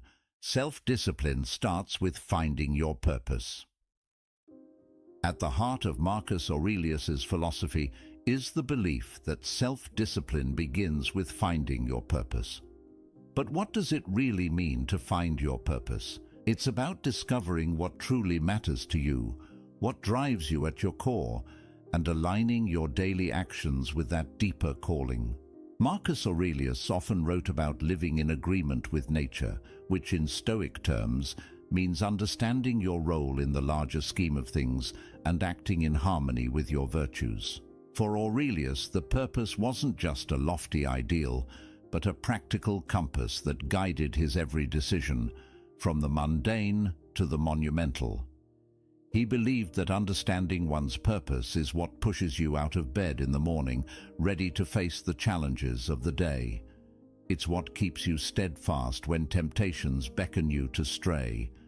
And it's not about grandiose achievements or external accolades, but about fulfilling the duties that life has laid out for you, performing each task with commitment and integrity. In a modern context, finding your purpose can often feel overwhelming. We live in a world saturated with choices and distractions that can lead us away from our true paths. Here is where Stoic wisdom is not just helpful, but essential. Stoicism teaches us to peel back the layers of superficial desires and fleeting emotions to reveal what is truly essential for our well-being and growth. It encourages us to ask ourselves, what is truly worth my time and energy? How can my actions today contribute to the greater good and to my personal development? As we explore how to apply this principle in our lives, think about what you are naturally drawn to, where you find deep satisfaction, or what challenges you are motivated to solve. These are clues to your purpose. And once identified, the Stoic practice of daily reflection becomes invaluable. By continuously aligning your actions with your purpose, by saying no to what doesn't serve you and yes to what does, you cultivate the self-discipline necessary to live a meaningful and impactful life. Let's take this insight from Marcus Aurelius and apply it daily. Ask yourself each morning, what am I meant to do today? And each evening, have I lived true to my purpose? Over time, this practice will not only build self-discipline, but also transform your life into a more purposeful and fulfilling journey. Number 2, count on yourself. When Marcus Aurelius wrote about self-discipline, a recurring theme in his reflections was the importance of relying on oneself. Count on yourself is not just about self-reliance, but an integral part of the Stoic philosophy, which emphasizes the importance of personal accountability and independence. This isn't about isolation or rejecting assistance from others. Rather, it's about recognizing that the ultimate responsibility for our actions, reactions, and personal growth rests within us. In Stoicism, the idea of focusing on what is within our control is paramount. Aurelius often discussed the power of the self in confronting whatever challenges life throws our way. By counting on ourselves, we tap into our inner resilience and strength. This principle teaches us to trust in our abilities to navigate through life's uncertainties and adversities. It's about building confidence not through arrogance, but through competence and a thorough understanding of one's own capacities and virtues. This self-reliance is liberating, but also daunting. In today's interconnected world, where opinions and advice are constantly at our fingertips, learning to listen to our inner voice can be challenging. However, Stoicism teaches us to filter out the noise and to trust in our reasoned judgments. Aurelius believed that this internal guidance was the most reliable counsel one could have, because it is rooted in reason and virtue. By counting on ourselves, we also develop autonomy in our decision-making processes. It enables us to make choices that are aligned with our values and principles, rather than being swayed by external pressures or temporary emotions. This autonomy is crucial for maintaining personal integrity and for living a life that is true to oneself. So, how can we start to truly count on ourselves? It begins with small steps, making commitments and keeping them, setting personal goals and working towards them independently, and taking time to reflect on our decisions and their alignments with our core values. Over time, these practices strengthen our self-discipline, making us more resilient and grounded in the face of life's challenges. Number 3. Show up every day. Marcus Aurelius consistently emphasized the power of persistence, of showing up not just in body but in spirit every single day. This practice is not about monumental efforts unleashed sporadically, but about the quiet, steady dedication to daily tasks, which collectively forge a disciplined life. For Aurelius, showing up every day was synonymous with the Stoic idea of living in accordance with nature. To him, nature demanded of us not just to exist, but to actively participate in life, to contribute to the world through our actions, no matter how small or routine they might seem. Each day presented itself as a new arena, not for grand battles, but for proving one's commitment to their principles and duties. It's in the consistency, the everyday effort, where character is built and tested. In today's world, where distractions are many and motivations can be fleeting, the idea of showing up every day gains even more significance. It's easy to feel inspired one day and completely off track the next. Here, Stoicism teaches us the value of consistency. It's not the intensity, but the regularity of our actions that cultivates true discipline. This doesn't mean that every day needs to be a masterpiece of productivity. Rather, it's about not letting a day slip by unnoticed or unutilized, whether it's advancing in our career, improving our health, or deepening our relationships. Progress in any area requires the simple, often overlooked commitment to show up every day. Moreover, showing up every day is deeply intertwined with the Stoic practice of mindfulness, being present in the now and doing today's work today without the burdens of yesterday's failures or tomorrow's worries. Marcus Aurelius wrote extensively about focusing on the present, about doing the task at hand to the best of one's ability. This focus is what turns routine into ritual and effort into improvement. To cultivate this discipline, start small. Decide what showing up means for you.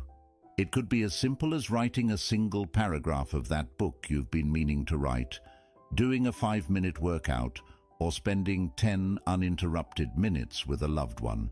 The scale is not what transforms us, it's the act of showing up itself. Each day that you meet your commitment, you reinforce your willpower and build the resilience that defines Stoic philosophy. By adopting this daily practice, you embody the Stoic belief in personal responsibility and continuous self-improvement. You become a living testament to the idea that while we may not control the outcomes, we can control our efforts. In the consistent act of showing up, we find the discipline necessary to lead a purposeful and fulfilling life. Number 4. Practice voluntary hardship. This Stoic practice, strongly advocated by Marcus Aurelius, is about much more than just making life intentionally difficult. It's about preparing oneself for the unpredictabilities of life, strengthening one's resilience, and deepening appreciation for what one has. Marcus Aurelius, like many Stoics, believed that experiencing discomfort voluntarily helps to fortify the mind against times when life might force discomfort upon us. This could mean choosing to forego certain luxuries, enduring physical challenges, or simply practicing self-denial in small, everyday decisions. The logic is straightforward. If you're accustomed to hardship, sudden adversities won't throw you off balance. You're training your resilience muscles, so to speak, ensuring you can face life's challenges with a calm and composed mind. But why embrace discomfort in a world that constantly strives to offer us comfort? The answer lies in the very fabric of Stoic philosophy. Growth often happens at the edges of comfort zones. By voluntarily stepping into less comfortable spaces, we not only test our mental and emotional boundaries, but also expand them. This practice isn't about punishing oneself, but about shifting perspective, from seeing comfort as a necessity to viewing it as a luxury that we can do without if we choose. In practicing voluntary hardship, you also cultivate gratitude. It's easy to take everyday comforts for granted, but when you occasionally live without them, you begin to appreciate them more profoundly. This could be as simple as skipping a meal, which can heighten your appreciation for the food you do have, or opting to walk instead of drive, which might deepen your gratitude for mobility and health. Moreover, voluntary hardship connects us to the reality that many people live with involuntarily every day. This connection can foster empathy, humility, and a deeper understanding of the human condition, anchoring us more firmly in the reality of the world we share with others. So, how can we integrate this practice into our lives? Start small. Choose something manageable. Perhaps wake up an hour earlier than usual, limit your use of technology for a day, or choose the stairs over the elevator. The key isn't in the scale of the hardship, but in the regularity and intention behind it. Each act of voluntary discomfort is a step towards greater mental fortitude and self-discipline. Number 5. Practice dichotomy of control. This principle distinguishes between what is and isn't within our control, urging us to focus our energy solely on the former. This seemingly simple concept can profoundly transform our approach to life's challenges, reducing anxiety and fostering a deeper sense of peace and resilience. So, what exactly is within our control? According to Stoicism, it's primarily our own actions, reactions, and judgments. Our thoughts, our will, our responses. These are the arenas where we have agency. Everything external, be it the weather, the actions of others, or global events, lies outside our direct control. Marcus Aurelius consistently emphasized this point in his meditations, noting that becoming upset or disturbed by things outside our control is not just futile, but counterproductive to our well-being. Practicing the dichotomy of control, starts with this realization. While we can influence external events, we cannot control them entirely. The Stoic learns to accept this fact, not passively, but as a liberating truth. By focusing on our own actions and letting go of our attachment to outcomes, we can maintain our tranquility and effectiveness regardless of circumstances. This doesn't mean we become indifferent or detached from the world. Instead, we engage with it more constructively, channeling our efforts where they can actually make a difference. In daily life, applying the dichotomy of control means asking ourselves, is this within my control? Before reacting to any situation. If it's not, the Stoic practice is to let it go and move on. This is easier said than done, of course. It requires practice, mindfulness, and the occasional reminder to ourselves of what truly lies within our sphere of influence. Moreover, this practice has practical implications for how we set goals and expect outcomes. While we strive to achieve our goals, tying our happiness or self-worth to the realization of outcomes determined by myriad external factors is setting ourselves up for frustration. Instead, Stoicism teaches us to find satisfaction in the pursuit itself, in our adherence to our values, and in the effort we put forth. Marcus Aurelius and other Stoic philosophers did not promise a life without challenges. Instead, they offered a strategy for maintaining inner peace and dignity, regardless of life's highs and lows. By practicing this principle, we not only enhance our own lives, but can also influence those around us through our example of calmness and resilience in the face of life's inevitable uncertainties. Number 6. Never play the victim. This concept involves a profound understanding of personal responsibility and the Stoic commitment to self-mastery. Rather than succumbing to a victim mentality where one sees themselves as a passive recipient of life's hardships, Stoicism encourages us to seize control over our perceptions and reactions. This empowerment is central to the Stoic belief that our happiness and peace of mind are determined more by our internal state than by external events. The idea here isn't to deny the difficulties or injustices that one might face. Rather, it's about shifting the focus from what happens to us to how we respond to what happens. Aurelius believed that every external event comes with a choice. How will we let this define us? By refusing to play the victim, we reject the idea that our emotional well-being is at the mercy of external circumstances. This is a liberating realization that opens the door to greater personal growth and resilience. In practicing this principle, we start by observing our habitual responses to challenging situations. Do we immediately look for external factors or others to blame? Do we spend our energy complaining about the situation rather than addressing it? Changing these patterns isn't about suppressing our feelings, but rather about understanding them more deeply and redirecting our energies more constructively. It involves acknowledging our pains and disappointments while also recognizing our capacity to move forward despite them. Moreover, this Stoic teaching encourages us to see every obstacle as an opportunity to practice virtue and strengthen our character.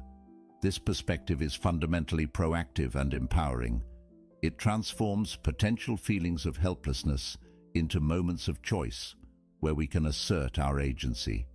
Each challenge becomes a test of our commitment to our values and an opportunity to demonstrate fortitude, perseverance, and resilience, qualities that define the Stoic ideal. By never playing the victim, we embody the Stoic ideal of emotional independence. We develop an inner fortress of calm and equanimity from which we can engage with the world more fully and freely. This doesn't mean becoming emotionless or indifferent, but rather achieving a state where our happiness isn't easily disrupted by the ups and downs of life. In this way, we live not at the whim of our circumstances, but in alignment with our deepest principles, regardless of what life throws our way. Number 7. Practice delayed gratification. Marcus Aurelius championed this principle not just as a personal discipline, but as a pathway to greater freedom and satisfaction. In the Stoic view, mastering one's impulses by delaying gratification isn't about denying pleasure, but about achieving a higher form of fulfillment that is aligned with one's values and long-term goals. Delayed gratification, in the Stoic sense, involves a strategic postponement of immediate desires to gain more significant and enduring rewards. It's about making choices that might not offer instant satisfaction, but lead to lasting well-being and personal growth. This principle is particularly relevant in our modern culture of instant everything, where the ability to wait, to hold off for something better, is a rare and valuable skill. For Stoics like Aurelius, the practice of delayed gratification was also about maintaining mastery over one's desires. He believed that being enslaved to fleeting pleasures could lead to a loss of freedom, in that one becomes captive to their whims and impulses. Instead, by exercising restraint and choosing our actions based on reason and foresight, we cultivate a life not just of temporary pleasures, but of lasting tranquility and contentment. Implementing delayed gratification in everyday life can start with simple habits. It might mean saving money rather than spending it impulsively, or choosing a healthy meal over fast food, or even dedicating time to study or practice a skill instead of immediate leisure activities. Each of these choices reinforces the Stoic practice of prioritizing long-term benefits over short-term ease or pleasure. Moreover, the benefits of this practice are extensive. Research in psychology supports the Stoic view, linking delayed gratification to better outcomes in career, education, health, and personal relationships. People who can postpone immediate gratification are often better at handling stress, reaching their goals, and living healthier, more fulfilling lives. Number 8. Ignore naysayers. This concept goes beyond merely not listening to negative feedback. It's about cultivating a mental resilience that allows you to remain steadfast in your convictions and focused on your goals, even in the face of doubt and skepticism from others. For Stoics, the approval or disapproval of others is outside one's control, and therefore not something to rely on for personal validation or guidance. Marcus Aurelius wrote extensively about focusing only on actions and opinions within one's own control, emphasizing that true peace comes from within and cannot be shaken by external judgments. This Stoic indifference is not about being dismissive of others, but about maintaining an internal locus of control. It encourages us to filter out noise that does not serve our higher purposes or align with our values. In practical terms, ignoring naysayers is crucial in our modern world, where opinions are plentiful and criticism is often just a click away. It involves recognizing that while constructive feedback can be valuable for growth, baseless criticism should not deter us from our path.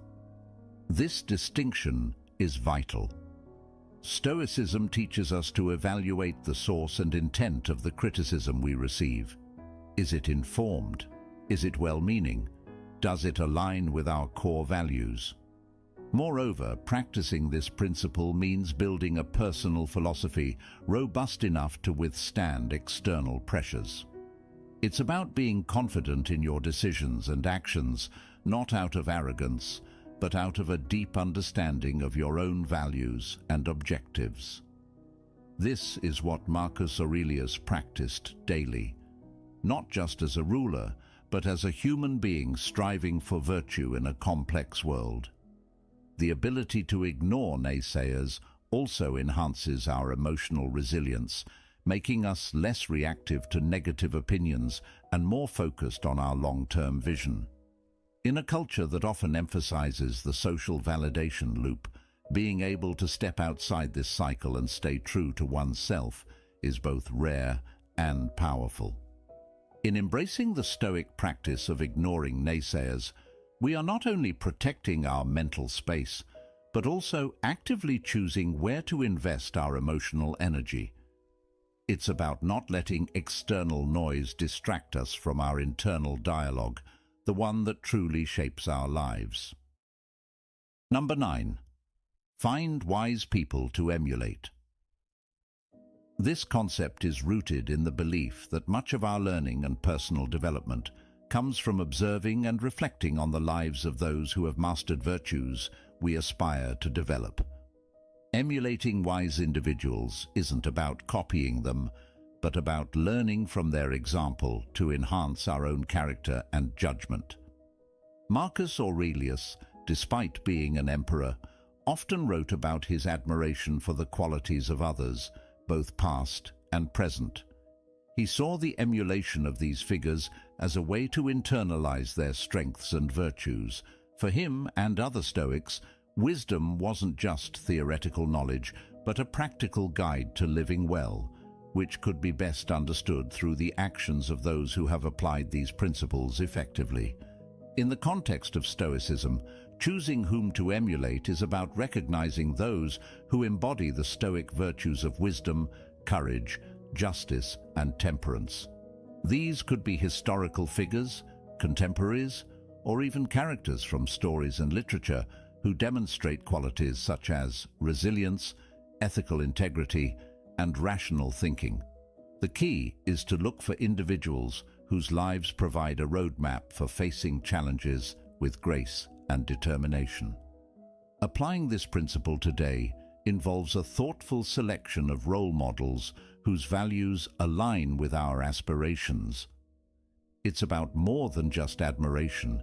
It's about critically observing how these individuals navigate their lives, make decisions, and handle adversity. This practice encourages us to ask ourselves, what about this person's approach or mindset can I incorporate into my own life to improve my conduct and choices?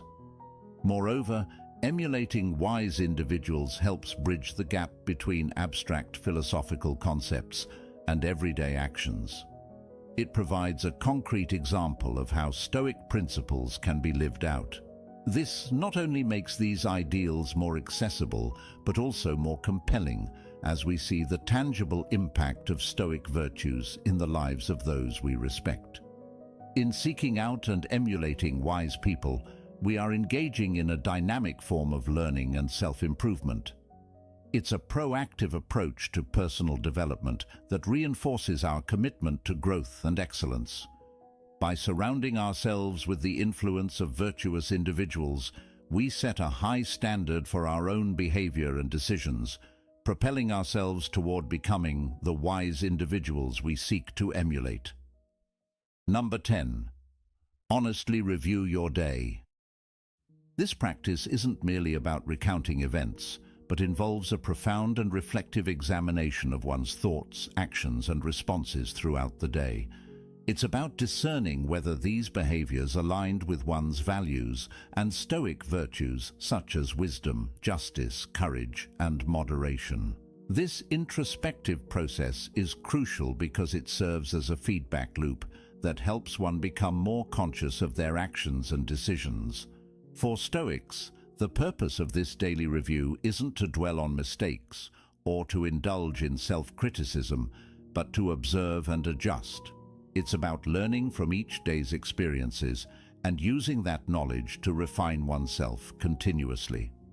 Marcus Aurelius used this technique as a way to ensure that he was not only performing his duties as an emperor, but was also growing as a philosopher and human being. Incorporating this practice into modern life can be incredibly beneficial. It encourages us to end each day with a moment of quiet reflection. During this time, you can ask yourself several key questions. How did I respond to challenges today? Did I act according to my principles? What could I have done better? Were there moments where I lost control, and why?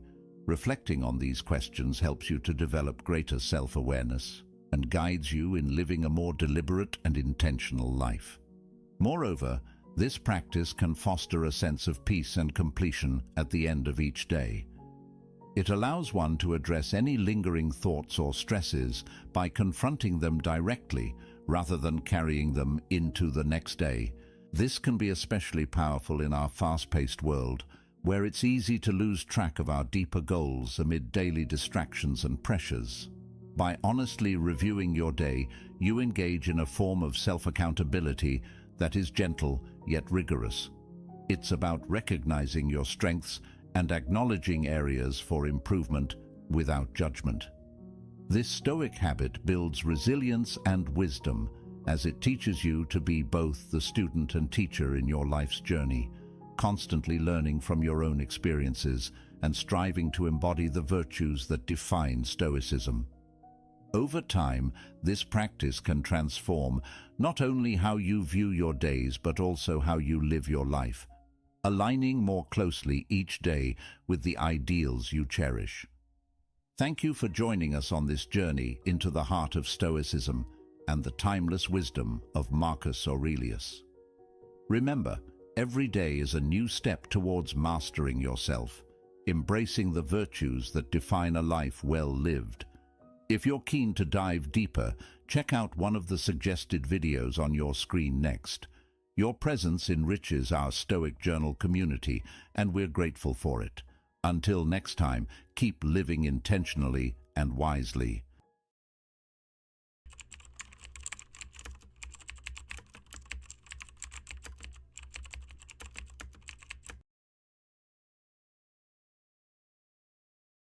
Have you ever felt like you're at a crossroads, holding on to a relationship or friendship because it's comfortable, familiar, but deep down, you know it's holding you back from truly flourishing?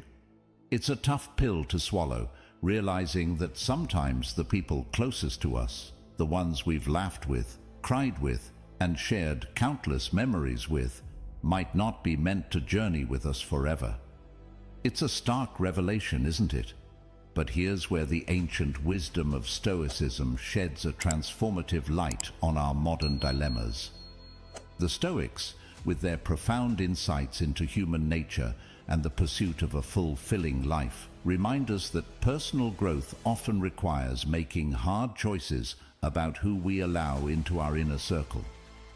It's not about cutting people out with cold indifference, but about curating our lives with intention, choosing relationships that uplift, inspire, and challenge us to be our best selves.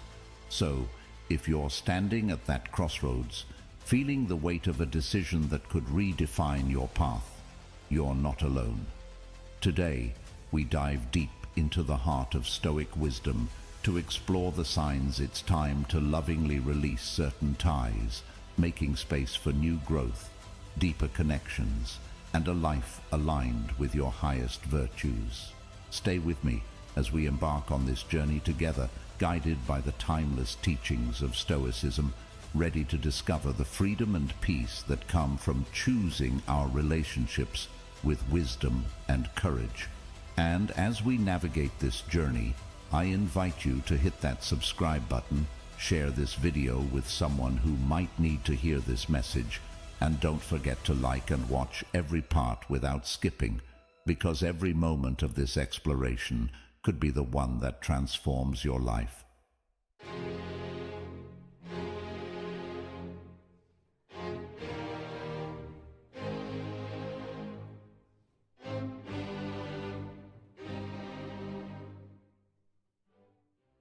One, if a relationship is stopping you from growing, it's a red flag. Think about this for a moment. Have you ever found yourself feeling stuck, like you're not moving forward because someone close to you isn't cheering you on, or worse, they're actively holding you back? It's a tough spot to be in, isn't it? Seneca was all about the power of personal growth and self-improvement. He believed that to live a life worth living, we must constantly evolve, learn, and push our boundaries. So, if you're in a relationship, whether it's with a friend, family member, or partner, and you feel like you're not able to grow, Seneca would probably tell you that's a red flag you can't ignore. Now, I'm not saying every relationship has to be about pushing you to your limits or setting world records, but the people who care about you should want to see you flourish. They should be your cheerleaders, your support system, not anchors, dragging you down to the depths of what if and if only. It's worth sitting down and having a heart-to-heart with yourself. Ask, why am I still holding on to this relationship? Is it out of habit, fear, loyalty? These are hard questions, but necessary. Because here's the thing, true connections, the ones that are really worth your time and heart, should lift you up. They should make you feel like you're capable of being more today than you were yesterday. Stoicism teaches us the importance of surrounding ourselves with people who contribute positively to our lives. It's not about accumulating friends or being liked. It's about curating a circle that enriches your life, encourages your growth, and aligns with your values. So, if you find yourself in a relationship that feels more like quicksand than a launching pad, it might be time to reconsider its place in your life. Remember, it's not selfish to want to grow, it's human. And sometimes, growth means letting go of those who hold us back, not with bitterness, but with gratitude for the lessons learned and the strength gained from knowing when to say goodbye. Reflect on your relationships and consider whether they're bridges to your best self or barriers to your growth. And remember, the journey of self-improvement is never a solo trip. We need the right companions to truly make the journey worthwhile. 2. We've all felt at one point or another being caught in a whirlwind of negative emotions within a relationship. Ever find yourself in a situation where it feels like drama is the main course and support is, well, not even on the menu? It's exhausting, isn't it? Marcus Aurelius had some powerful insights into dealing with our emotions. He famously said that we have control over our minds, not over external events, and realizing this is where our true power lies. This is a game changer when you apply it to relationships filled with jealousy, anger, or any other negative emotion that seems to dominate the landscape. Think about it. If your relationship feels more like a battleground than a safe haven, it's a signal, loud and clear, that something's got to give. These emotions, while part of the human experience, shouldn't be the foundation or the defining traits of any relationship that's meant to last and bring you peace. Now, I'm not suggesting that we can or should aim to live without ever feeling angry or jealous. That would be like trying to breathe without air. But what Marcus Aurelius teaches us is that we're in the driver's seat when it comes to our reactions to these emotions. If jealousy arises because a friend seems to be moving forward in life while you feel stuck, or if anger bubbles up every time a certain someone undermines you, remember, you control your reaction. You can choose not to let these emotions dictate the terms of your relationship. But what does that look like in practice? It starts with awareness, recognizing when you're feeling these emotions and asking yourself, why am I feeling this way? What can I learn from this? How can I respond in a manner that aligns with the person I aspire to be? These aren't easy questions, but they are essential ones. And sometimes the healthiest reaction is to create distance or make a change. It's not about running away from problems, but acknowledging that if the core of a relationship is more about pulling each other into negative spirals rather than lifting up, it might be time to reassess. This doesn't mean you've failed or that the other person is a villain in your story. It's simply recognizing that not every relationship is meant to endure every season of our lives, and that's okay. The Stoics were big on the idea of living in accordance with nature, and sometimes the natural course of things is to grow apart. So, if you find yourself constantly wrestling with negative emotions in any of your relationships, take a moment. Reflect on Marcus Aurelius's wisdom. Remember, you have the power over your mind, your reactions, and ultimately, The choice to surround yourself with relationships that are rooted in positive, supportive energies. It's in these environments that we can truly thrive, grow, and find peace. Let's not let the drama define our relationships. Instead, let's cultivate connections that are based on mutual respect, understanding, and genuine support. Because at the end of the day, those are the relationships that withstand the test of time and bring out the best in us. 3. Let's tackle a tricky but crucial topic: the role of manipulation and control in our relationships. In any kind of relationship, feeling like you're more of a puppet than a partner is a massive red flag. It's about time we talk about autonomy, freedom, and the sage advice of Epictetus once said, "No one is free who is not master of himself." Think about that for a moment. True freedom, according to Epictetus, comes from within, from being in control of our actions, decisions, and ultimately, our lives. So, what does it mean for us when we find ourselves in relationships where we feel like we're not the ones calling the shots, where our decisions, desires, and even our thoughts seem to be under someone else's control? It's a sign, loud and clear, that something's not right. Manipulation and control can sneak up on us in various forms. It might be subtle, like constant suggestions that steer you away from your passions, or moreover, like outright demands dictating who you should be or what you should do. These are not the hallmarks of a healthy relationship. True connections, the ones that are really worth our time and emotional investment, are built on mutual respect and freedom. Stoicism teaches us about the importance of autonomy, being the master of your own ship, so to speak. If you find yourself in a relationship where you're constantly second-guessing your choices or feeling like your wings are clipped, it's worth asking why. Why stay in a dynamic that stifles your freedom and keeps you from being the author of your own life story? Here's the thing. Cutting ties with someone who's manipulating or controlling you isn't about being harsh or unkind. It's about honoring your worth, your autonomy, and your right to lead a life that's true to you. It's about taking Epictetus's wisdom to heart and reclaiming your freedom, the freedom to make your own choices, to grow, to live a life aligned with your values. And yes, making the decision to step away from such relationships can be incredibly tough. It might mean letting go of something familiar or even someone you care deeply about. But remember, Stoicism isn't about taking the easy path. It's about taking the right path. Sometimes the right path is the one that leads us away from what harms us and towards a more authentic, fulfilling existence. True relationships, the ones that genuinely enrich our lives, are those that respect our individuality and freedom. They encourage us to explore, to question, to grow. They don't try to mold us into something we're not or dictate how we should live our lives.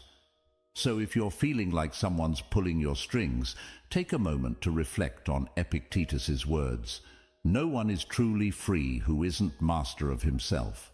Ask yourself if it's time to cut those strings and embrace the freedom to be authentically you. It's a journey worth taking, a step towards a life where you're in control, surrounded by relationships that uplift and respect your autonomy and freedom. Let's cherish and seek out those connections that empower us, that allow us to be the masters of our own lives. Because at the end of the day, that's what true friendship and love should do. Set us free, not hold us back. 4. What happens when a relationship starts to do more harm than good? When the time you spend with someone leaves you feeling more drained than energized, more stressed than supported. It's like you're constantly walking on eggshells, caught up in an endless cycle of arguments, or just feeling down whenever they're around. These are glaring red flags that something's seriously off. Healthy connections, the kind we all deserve and should strive for, they're supposed to feel good. They're meant to enrich our lives, bring us joy, and support us through the ups and downs. They're not supposed to complicate our lives with constant stress or make us question our worth.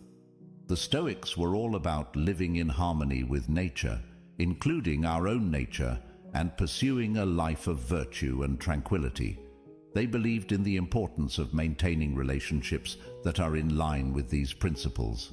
So, if you find yourself in a relationship that's pulling you away from peace, from being your best self, it's worth considering what the Stoics might advise. They'd likely encourage us to take a step back and examine the situation objectively. Is this relationship contributing to your well-being? Is it helping you grow as a person? Or is it a source of constant negativity, draining your energy and leaving you feeling worse for wear? If it's the latter, it might be time to question whether this connection is truly serving your highest good. Remember, Stoicism teaches us the value of self-awareness and the courage to make difficult decisions that align with our well-being and virtues. It's not about being cold or unfeeling. It's about recognizing what's truly beneficial for us in the long run. And sometimes that means making the tough choice to distance ourselves from relationships that do more harm than good.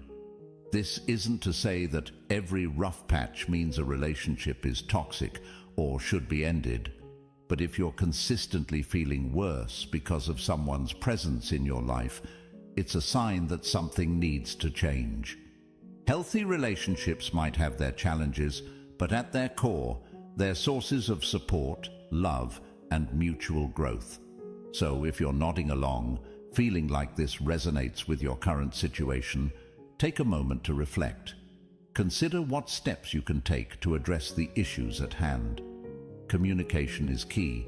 Perhaps it's time for an honest, open conversation about how you're feeling. If things don't change, remember, it's okay to prioritize your peace and well-being. The Stoics would remind us that our responsibility to ourselves includes nurturing relationships that are healthy and letting go of those that aren't.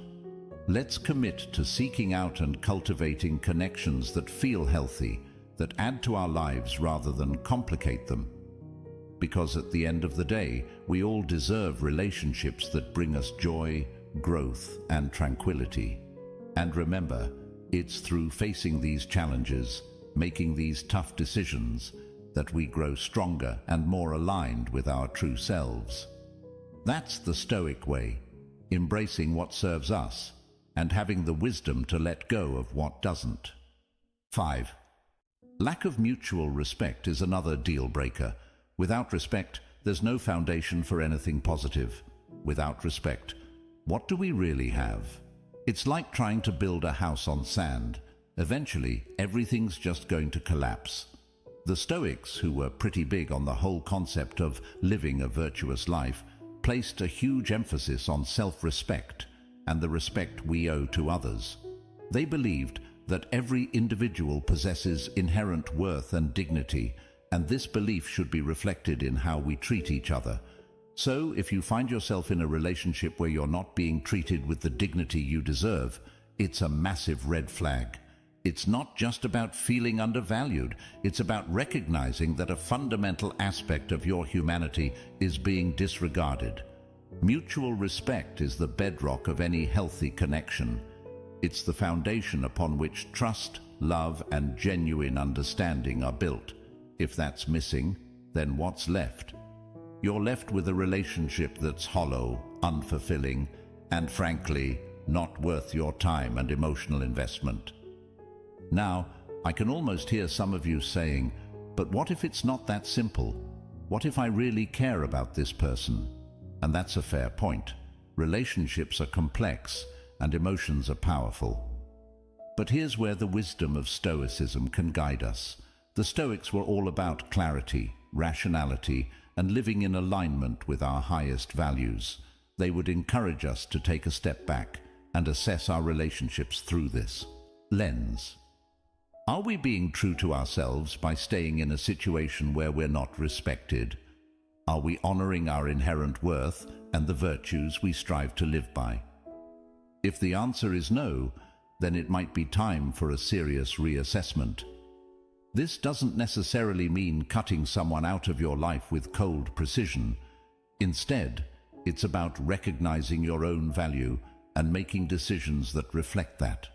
It might mean setting clearer boundaries, having a heart-to-heart conversation about how you're feeling, or, in some cases, acknowledging that it's time to move on. Remember, respecting yourself and insisting on being treated with respect by others is not selfish or demanding. It's a reflection of the self-worth that the Stoics believed each of us should cultivate.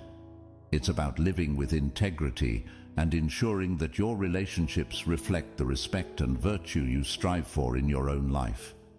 So, if you're dealing with a lack of mutual respect, take a moment to reflect on what that means for you and your well-being. Consider how you can address this issue in a way that honors your dignity and values. Because at the end of the day, every one of us deserves to be in relationships where we're treated with the respect and consideration we'd give in return.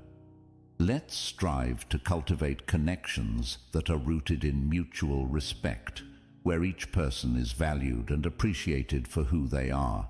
That's the kind of relationship that not only survives, but thrives, reflecting the best of what it means to live a life grounded in Stoic wisdom and virtue. 6. Feeling tethered to illusions rather than reality.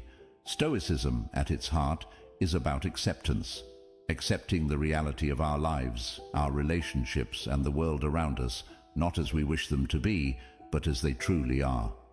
The Stoics, with their pragmatic and grounded approach to life, teach us that there's profound strength and freedom in seeing things clearly, without the rose-colored glasses that illusions often provide. So, what does this mean for our relationships? Well, it means taking a hard, honest look at them and asking ourselves whether they're rooted in reality or if we're holding on to a fantasy. Are we ignoring red flags, glossing over issues, or painting a picture of someone that doesn't quite match up with who they really are? If so, we're not doing ourselves or our partners any favors. Being tethered to illusions in a relationship can feel like being stuck in a mirage. From a distance, everything looks perfect, but as you get closer, you realize it's just an illusion, lacking substance and truth. This isn't to say that hope and aspirations have no place in relationships. They do.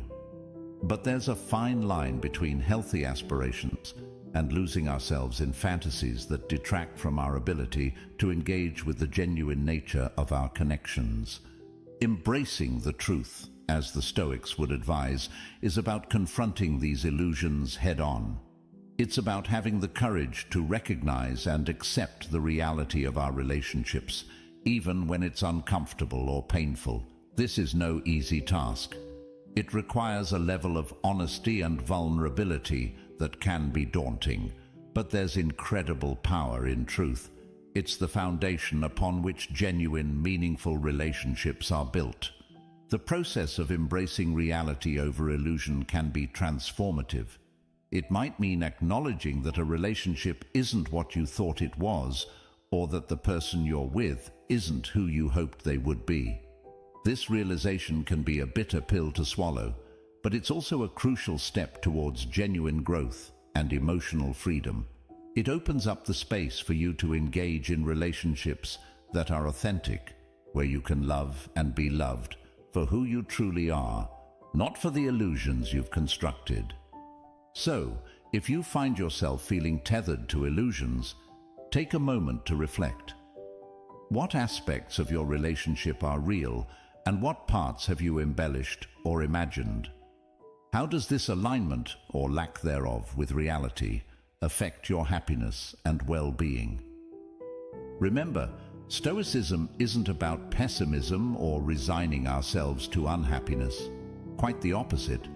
It's about finding peace and contentment by aligning ourselves with the truth of how things are. It teaches us that by accepting reality, we can navigate our lives and relationships with wisdom, clarity, and a sense of groundedness that illusions simply cannot provide. Let's challenge ourselves to look at our relationships through the lens of Stoic acceptance. Let's embrace the truth, however hard it may be, and in doing so, open ourselves up to the kind of genuine, fulfilling connections that enrich our lives in meaningful ways. After all, in the clarity of truth, we find the path to real happiness and love. 7. Compromising your values should never be on the table. These are the principles that guide us, the moral compass that directs our decisions, actions, and ultimately, our life's course. Now, here's a question that might hit closer to home than we'd like. What happens when a relationship challenges those very values? When it asks you to compromise on what you hold dear? It's a tough scenario, but it's one that demands our attention, and, you guessed it, Stoicism has some invaluable insights on this matter. The Stoics would argue that compromising our core values for the sake of a relationship is a price too high to pay. Why? Because our values are the essence of who we are. They shape our identity, influence our choices, and dictate how we interact with the world around us. To compromise on these is to lose a part of ourselves, and that's a loss no relationship is worth. Being in a relationship that requires you to act in ways that contradict your values. Maybe it's small things at first, but over time, these compromises start to add up, eroding your sense of self and the principles you live by. This isn't just about making sacrifices or compromises, which are normal parts of any healthy relationship. It's about betraying the very core of your being. The Stoics teach us that integrity and virtue are not just lofty ideals, but practical guides for living a good life. Marcus Aurelius, Epictetus, Seneca, they all emphasized the importance of staying true to oneself, of living in alignment with one's values, no matter the external pressures or temptations. This alignment is what gives our lives meaning, direction, and a sense of purpose. So, if you find yourself in a situation where a relationship is demanding you to betray your values, it's a clear signal to pause and reflect. Ask yourself, is this relationship serving my highest good? Is it allowing me to grow and thrive, or is it holding me back, asking me to be someone I'm not? It's not an easy situation to navigate, especially when emotions are involved. But here's where the Stoic practice of self-reflection and rational analysis can be your ally. By stepping back and assessing the relationship through the lens of your values, you can make decisions that are not only right for you, but that also honor the person you strive to be. And remember, walking away from a relationship that compromises your values isn't a sign of failure. It's a courageous act of self-respect. It's a declaration that you value yourself enough to only accept relationships that uplift you, respect you, and align with the essence of who you are. Let's challenge ourselves to live with the integrity and virtue the Stoics admired so much. Let's ensure that our relationships reflect and respect our values, not undermine them. Because at the end of the day, it's our adherence to these values that defines us, guides us through life's ups and downs, and leads us to true fulfillment. So, keep your values close, cherish them, and never compromise on them for anyone or anything. In doing so, you'll not only honor the wisdom of the Stoics, but also pave the way for relationships that are genuine, meaningful, and truly enriching. 8. When we talk about reciprocity, we're talking about the balance of give and take between people. It's about mutual support, where both parties contribute to the relationship in equal measure. But what happens when this balance is off? When you find yourself in a one-sided relationship, constantly giving but rarely, if ever, receiving. It's a situation many of us have faced, and it's far from ideal. Reciprocity is not just a nice-to-have. It's key to the health and longevity of any relationship. Think about it. A relationship where one person is always the giver and the other always the receiver is fundamentally out of balance. It can lead to feelings of resentment, exhaustion, and underappreciation on the part of the giver, and dependency or entitlement on the part of the receiver. This imbalance undermines the very essence of what a healthy relationship should be. Now, the Stoics had a lot to say about the nature of relationships and the importance of mutual support. They believed in the value of contributing to the well-being of others, but not at the expense of one's own well-being. For the Stoics, the ideal relationship was one of harmony and mutual respect, where both individuals support each other in their pursuit of virtue and a good life. So if you're stuck in a one-sided relationship, it's worth taking a moment to reflect on the Stoic principles of balance and mutual respect. Are you respecting yourself by allowing this imbalance to continue? Are you respecting the other person by enabling a dynamic that doesn't encourage their growth or contribution? Addressing this imbalance doesn't necessarily mean ending the relationship. Instead, it can be an opportunity for growth for both parties. It starts with communication, expressing your needs, setting boundaries, and discussing ways to bring more balance into the relationship.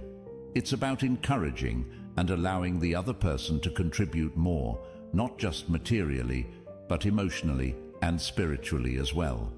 Healthy relationships are dynamic. They evolve over time. They require effort, compromise, and a willingness to adapt. But the foundation should always be one of reciprocity. Each person should feel valued, heard, and supported. It's this mutual support that builds trust, deepens connection, and fosters an environment where both individuals can thrive. Remember, seeking balance in your relationships is not selfish. It's necessary. It's about ensuring that you're not just giving, but also receiving the support, love, and respect you deserve. It's about building relationships that are not just sustainable, but truly enriching for both parties. So let's strive to cultivate relationships where reciprocity is the norm, not the exception. Let's take to heart the Stoic ideals of balance and mutual respect, creating connections that uplift and support everyone involved. After all, in the give and take of life, we find the true essence of meaningful relationships. 9. This is a hard subject to tackle, but it's crucial we talk about it. Abuse in any form, be it physical, emotional, verbal, or psychological, is a clear, unequivocal signal that it's time to leave the relationship. Stoicism, a philosophy deeply rooted in the principles of dignity, self-respect, and the value of the human spirit, unequivocally condemns any form of abuse. Such behavior not only violates the Stoic principles of respect for oneself and others, but also destroys the very foundation of trust and safety that relationships should be built upon. Stoicism teaches us the importance of recognizing our inherent worth and insists on the necessity of maintaining our dignity and self-respect. These aren't just lofty ideals. They are practical guidelines meant to direct our actions and choices, especially in the face of adversity. When we find ourselves in situations where these fundamental principles are being violated, Stoicism urges us to take action, not out of vengeance or anger, but out of respect for ourselves and the innate value of our well-being. Abuse tramples on dignity and self-respect.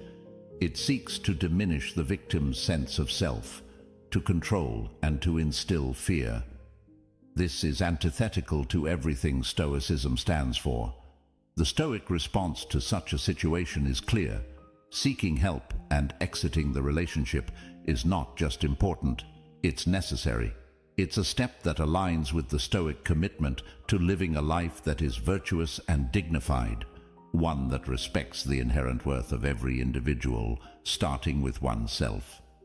Exiting an abusive relationship is undoubtedly one of the most challenging decisions one might ever have to make. It requires immense courage, strength, and often support from others. This is where the Stoic practice of seeking wisdom from those who have faced similar challenges, or from professionals who can offer guidance and support, becomes invaluable. Seeking help, whether from friends, family, or professional services, is not a sign of weakness, but of strength. It's an affirmation of one's worth and a commitment to living a life free from harm. Moreover, Stoicism doesn't just stop at advocating for the exit from abusive situations. It also emphasizes the process of healing and reclaiming one's dignity and self-respect after such experiences. It teaches us that while we may not have control over the actions of others, we have control over how we respond to those actions and how we move forward. The journey of healing from abuse is, in many ways, a Stoic journey. It's about reasserting control over one's inner world, reaffirming one's values, and rebuilding one's life in alignment with those values. Let's be clear. If you're in a situation where you're facing abuse, know that it's not your fault, and you're not alone. Reaching out for help, leaning on the strength of those who support you, and taking steps to leave such a situation behind are all actions that reflect the highest respect you can show yourself. They are steps towards a life where your dignity, your self-respect, and your well-being are prioritized, as they should be. In the spirit of Stoicism, let's remember the importance of valuing ourselves, respecting our inherent worth, and taking decisive action to remove ourselves from harmful situations. Let's stand firm in our commitment to dignity, to self-respect, and to the pursuit of a life that is not just free from abuse, but rich in virtue and meaning. 10. Failed communication can be a tough hurdle. What happens when communication within a relationship fails? When attempts to talk things out lead nowhere, finding common ground feels like an insurmountable task, and mutual understanding seems like a distant dream. This isn't just a minor bump in the road. It's a red flag signaling deeper issues that need addressing. And you guessed it, Stoicism, with its timeless wisdom, has some guidance for us here too. Effective communication is the lifeblood of any thriving relationship. It's how we express our needs, share our thoughts, and connect with one another on a meaningful level. Without it, we're essentially navigating our relationships in the dark, guessing at what the other person is thinking or feeling, and likely getting it wrong more often than not. The Stoics understood the value of clear, honest communication. They practiced it in their lives and encouraged it in their teachings, emphasizing the importance of listening, understanding, and responding with wisdom and empathy. So, what do we do when communication breaks down? First, it's crucial to recognize that failed communication is often a symptom of underlying issues. It could be a lack of trust, unresolved resentments, or simply a difference in communication styles. Whatever the root cause, Stoicism teaches us to approach the problem with a clear head and a willing heart. It encourages us to look inward, examining our own role in the communication breakdown, and to strive for clarity and honesty in our interactions. Marcus Aurelius was a strong advocate for using reason and logic to navigate life's challenges. He would likely suggest that we apply these same tools to tackle communication issues. This means taking a step back, removing emotions from the equation as much as possible, and analyzing the situation objectively. Where is the communication failing? Why? What steps can be taken to improve it? Improving communication requires effort from all parties involved. It's about creating a safe space where each person feels heard and valued. It's about actively listening, not just waiting for your turn to speak, but truly trying to understand the other person's perspective. It's about expressing yourself clearly and respectfully, without accusations or assumptions. And perhaps most importantly, it's about having the patience and persistence to keep trying, even when it feels like you're not making progress. Stoicism also reminds us of the importance of empathy and compassion in our communications. Remember, everyone has their struggles, fears, and insecurities. Sometimes what comes across as hostility or indifference is actually a defense mechanism. By approaching our communications with empathy, we open the door to deeper understanding and connection. Failed communication doesn't have to be the end of a relationship. Instead, it can be an opportunity for growth, for both individuals and the relationship itself. It's a chance to learn more about each other, to develop better communication skills, and to build a stronger, more resilient bond. So, if you find yourself facing communication challenges, take a moment to reflect on the Stoic principles of clarity, honesty, and empathy. Use these as your guide to navigate through the issues, and remember, the goal isn't just to talk more, but to communicate better. In the richness of effective communication, we find the true essence of connection and understanding, the very foundations upon which meaningful relationships are built. 11. Picture this: a relationship that, instead of being a source of peace and comfort, feels more like a storm, constantly disturbing your inner calm and leaving you feeling unsettled. It's tough, isn't it, when the very connections that are supposed to enrich our lives end up costing us our peace of mind. This is a clear signal that it's time to pause and reflect on the role such a relationship plays in your life. Stoicism, a philosophy that has stood the test of centuries, places immense value on tranquility, teaching us to cultivate a state of inner calm that remains undisturbed by external circumstances. The Stoics believed that peace of mind is not just a precious asset, it's essential for living a good life. They taught that we should strive to maintain our equanimity in the face of life's ups and downs, and this includes navigating our relationships with wisdom and discernment. So, what do we do when a relationship consistently disrupts our tranquility? First and foremost, Stoicism encourages us to take a step back and examine the situation objectively. Ask yourself, why does this relationship disturb my peace? Is it the behavior of the other person, unresolved conflicts, or perhaps my own reactions and expectations that are at fault? This process of self-examination is crucial because it moves us from a place of emotional reaction to one of rational response. Once we've identified the source of the disturbance, the next step is to consider what can be changed. Can the issues be addressed through open and honest communication? Are there boundaries that need to be set or reinforced?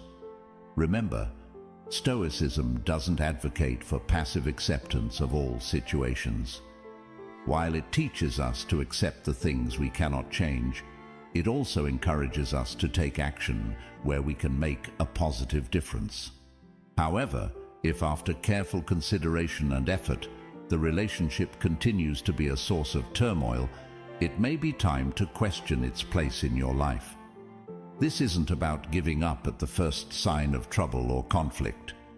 It's about recognizing when a relationship is fundamentally misaligned with your values and your pursuit of tranquility. The decision to distance oneself from a relationship that disturbs your peace is not to be taken lightly. It requires courage, honesty, and sometimes a willingness to let go for the sake of your own well-being. But remember, the Stoic goal is not to eliminate all sources of discomfort in our lives, but to cultivate an inner resilience that allows us to face challenges with equanimity. In the end, the relationships we choose to maintain should support our pursuit of tranquility, not undermine it. They should be sources of strength, growth, and joy, not constant unrest. So, if you find yourself consistently disturbed by a relationship, consider it an opportunity to practice Stoic wisdom, reflect, evaluate, and choose the path that leads to peace. Let's strive to surround ourselves with people who contribute to our tranquility rather than detract from it. In doing so, we honor not just the Stoic teachings, but also our own journey towards a life of peace, purpose, and profound fulfillment. Remember, the quality of our lives is greatly influenced by the quality of our relationships. It's about finding balance, embracing truth, cultivating respect, and above all, ensuring our connections enrich our lives without compromising our peace. As we part ways today, I hope you carry with you the Stoic principles we've explored together. Let them be a beacon, guiding you through the challenges and joys of your relationships. And remember, the pursuit of tranquility, virtue, and wisdom is a journey we're all on together. One step, one decision, one relationship at a time. If this conversation has sparked a desire for more exploration, more understanding, and more growth, I invite you to dive deeper into our journey. Right on your screen, you'll see a playlist that will take you further into the world of Stoicism, its principles, and how they can be applied to every facet of your life. So, go ahead, click on it, and let's continue to grow together, to challenge ourselves, and to cultivate lives of profound meaning and joy. Thank you for joining me today. Until next time, keep striving for that tranquility, keep seeking wisdom, and remember, in the tapestry of life, we're all connected through our shared humanity and our quest for a good life. See you in the next video.